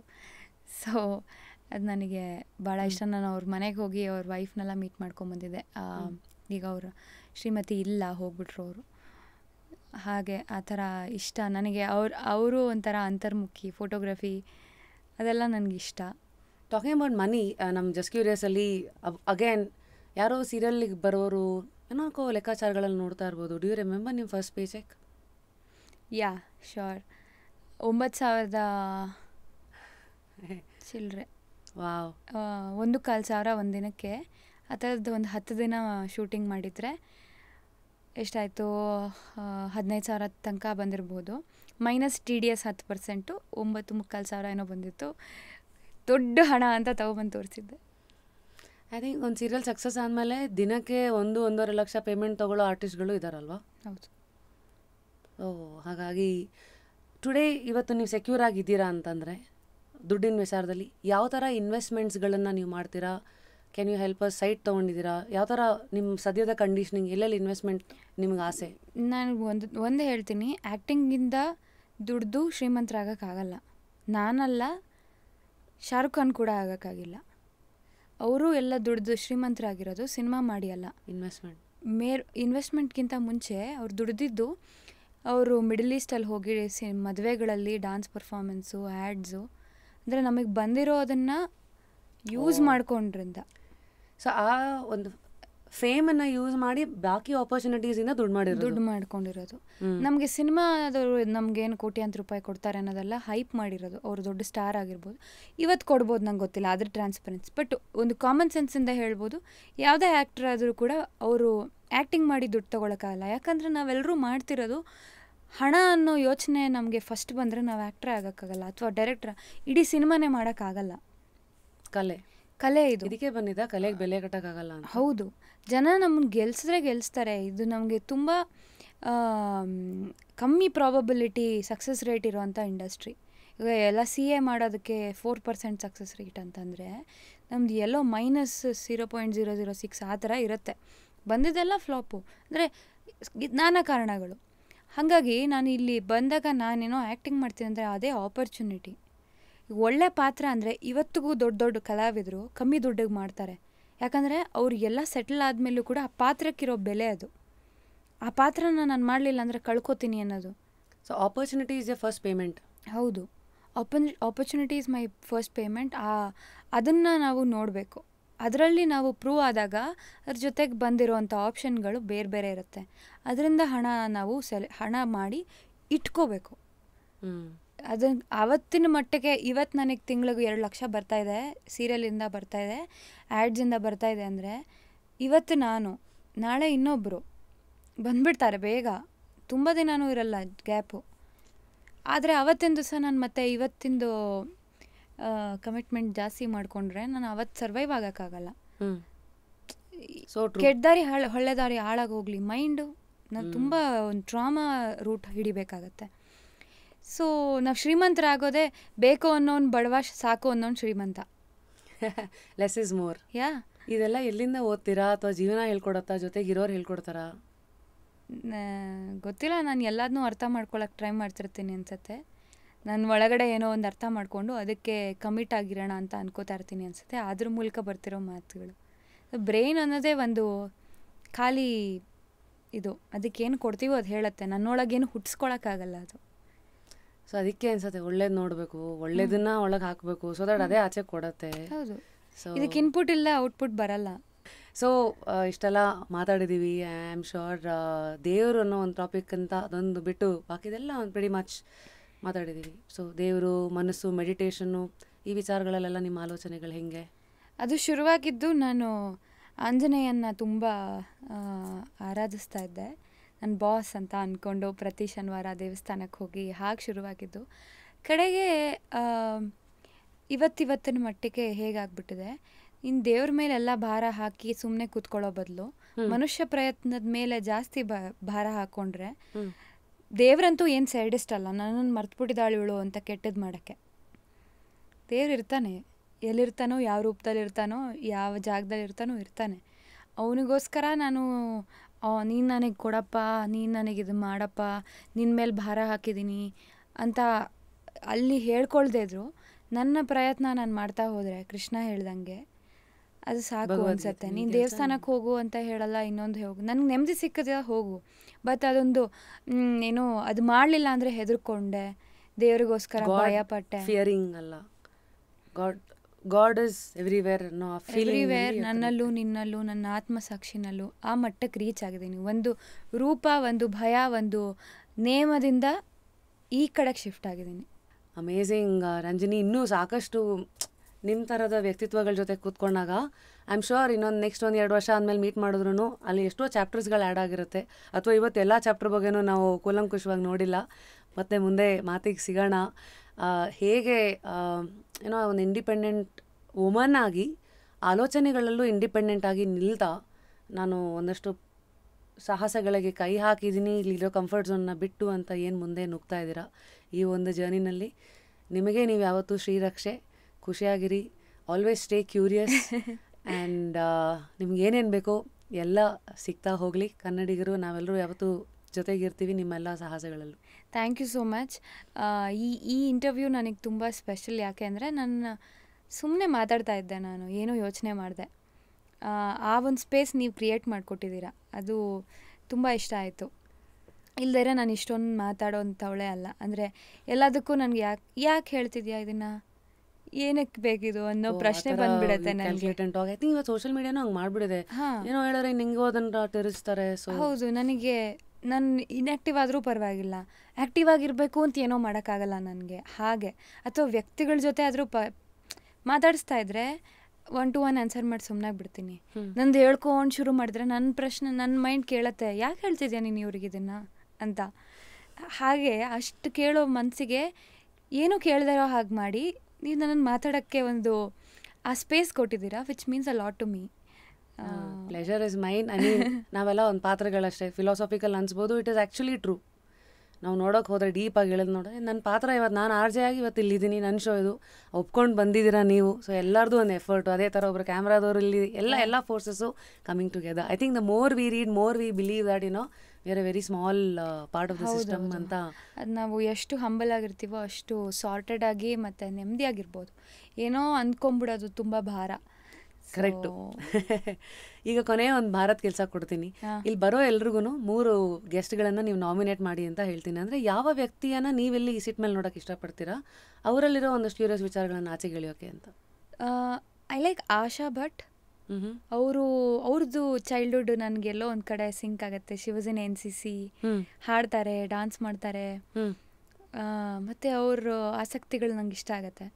ಸರಿ. So Asha Bhat. 3 celebrity ಹೇಳಬೇಕಾ?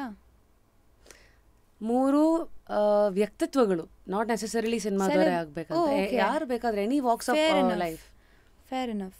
Vasudhendra sir. ಅವರ ಪರಿಚಯ? Vasudhendra sir is a writer. Okay. And ಅವರು LGBTQ ಕಮ್ಯುನಿಟಿನ ಧೈರ್ಯವಾಗಿ ರೆಪ್ರೆಸೆಂಟ್ ಮಾಡುವಂತಹ ಒಬ್ಬ ಕನ್ನಡದ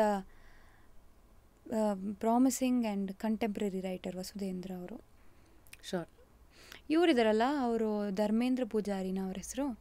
ಮೈಸೂರು ಕಥೆಗಳ ಬಗ್ಗೆ ಹೇಳ್ತಾರಲ್ಲ, ಬೆಂಗಳೂರಿನ ಏರಿಯಾಗಳ ಬಗ್ಗೆ. ಎಸ್, ಕರೆಕ್ಟ್ ಅಲ್ವಾ? 3 ಜನ. ಅವರು is an interesting person. Definitely. ಇಷ್ಟೊತ್ತು ಮಾತಾಡಿದ್ದೀವಿ. ಇದಿಷ್ಟು ಜ್ಞಾನ ಮೆದುಳಿಗಾದರೆ ಈಗ ಪೇಟ್ ಕಾ ಸವಾಲ್. Here's a voucher for you from Big Barbecue. Thank you. And Polar Bear ಕಡೆಯಿಂದ yes happy Sunday voucher. And ಕೊನೆಯದಾಗಿ ನಾನು ನಮ್ಮ ಇಂಟರ್ವ್ಯೂ ಶುರು ಮಾಡೋಕ್ಕೂ ಮುಂಚೆ ನೀವು ಹೇಳಿದ್ರೆ ಲಾಸ್ಟ್ ಟೈಮ್ ಇದು ಕೊಟ್ಟಿದ್ರಿ ಅಂತ, ಈ ಸತಿ ಇನ್ನೊಂದು ಜೋಡಿ ಆಯಿತು ಅಂತ ನೀವು ಹೇಳಿದ್ರಿ. ನಾನು ಹೇಳಿದೆ ಪಿಲ್ಲೋ ಜೋಡಿ ಅಲ್ಲ, ತಲೆ ಇಡಕ್ಕೆ ಜೋಡಿ ಸಿಕ್ಕಿದ್ರಾ ಅಂತ. ಅವಾಗ ನಾವು ನಕ್ಕಿದ್ವಿ. Thank you. Congratulations. And lastly ನೋಡಿ, ಇಷ್ಟು ಪುಸ್ತಕ ಎಲ್ಲಿಟ್ಟಿದ್ದೀನಿ. ಬರೋರೆಲ್ಲರಿಗೂ ನಾವು ಒಂದು ಪುಸ್ತಕ ಕೊಡ್ತೀವಿ. ಕನ್ನಡದ ಒಂದು ಪುಸ್ತಕ, ಒಂದು ಅಂಟಿದ ಅಪರಂಜಿ ಅಂತ ಡಾಕ್ಟರ್ ಕೆ ಶಿವರಾಮ್ ಕಾರಂತರ ಪುಸ್ತಕ ಓದಿದ್ದೀರಿ? ಇಲ್ಲ. ಓಕೆ, ಇದನ್ನು ನಾನು ಕೊಡ್ತೀನಿ. Because you said you like. ಹೌದು, ಕಾದಂಬರಿ. ಮತ್ತು ಇಂಗ್ಲೀಷಲ್ಲಿ ಇರುವಂಥ 3 ಸೆಲ್ಫ್ ಹೆಲ್ಪ್ ಬುಕ್ಸ್ ಇದೆ ಇಲ್ಲಿ.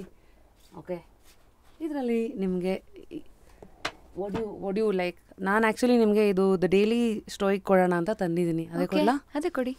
ಇದೇನಂದರೆ 366 meditations on wisdom, perseverance and art of living ಬಗ್ಗೆ ಒಂದೊಂದು ಪೇಜು ನೀವು ತೆಗೆದ್ರೆ ಇಲ್ಲೇನೋ ಒಂದು ಎಕ್ಸ್ಪ್ಲನೇಷನ್ ಇರುತ್ತೆ, ಕೆಳಗಡೆ ಒಂದು ಥಿಯರಿ ಇರುತ್ತೆ. ಸೊ ನೀವು ಯಾವ ಪೇಜ್ ರ್ಯಾಂಡಮ್ ಆಗೋ ತೆಗಿಬೋದು, ಕಂಟಿನ್ಯೂಸ್ ಆಗೋ ಓದ್ಬೋದು. ಐ ಹೋಪ್ ಇದು ನಿಮ್ಮ ಲೈಫ್ನ ಕ್ಯೂರಿಯಾಸಿಟೀಸ್ಗೆ ಹೆಲ್ಪ್ ಮಾಡುತ್ತೆ ಅಂತ.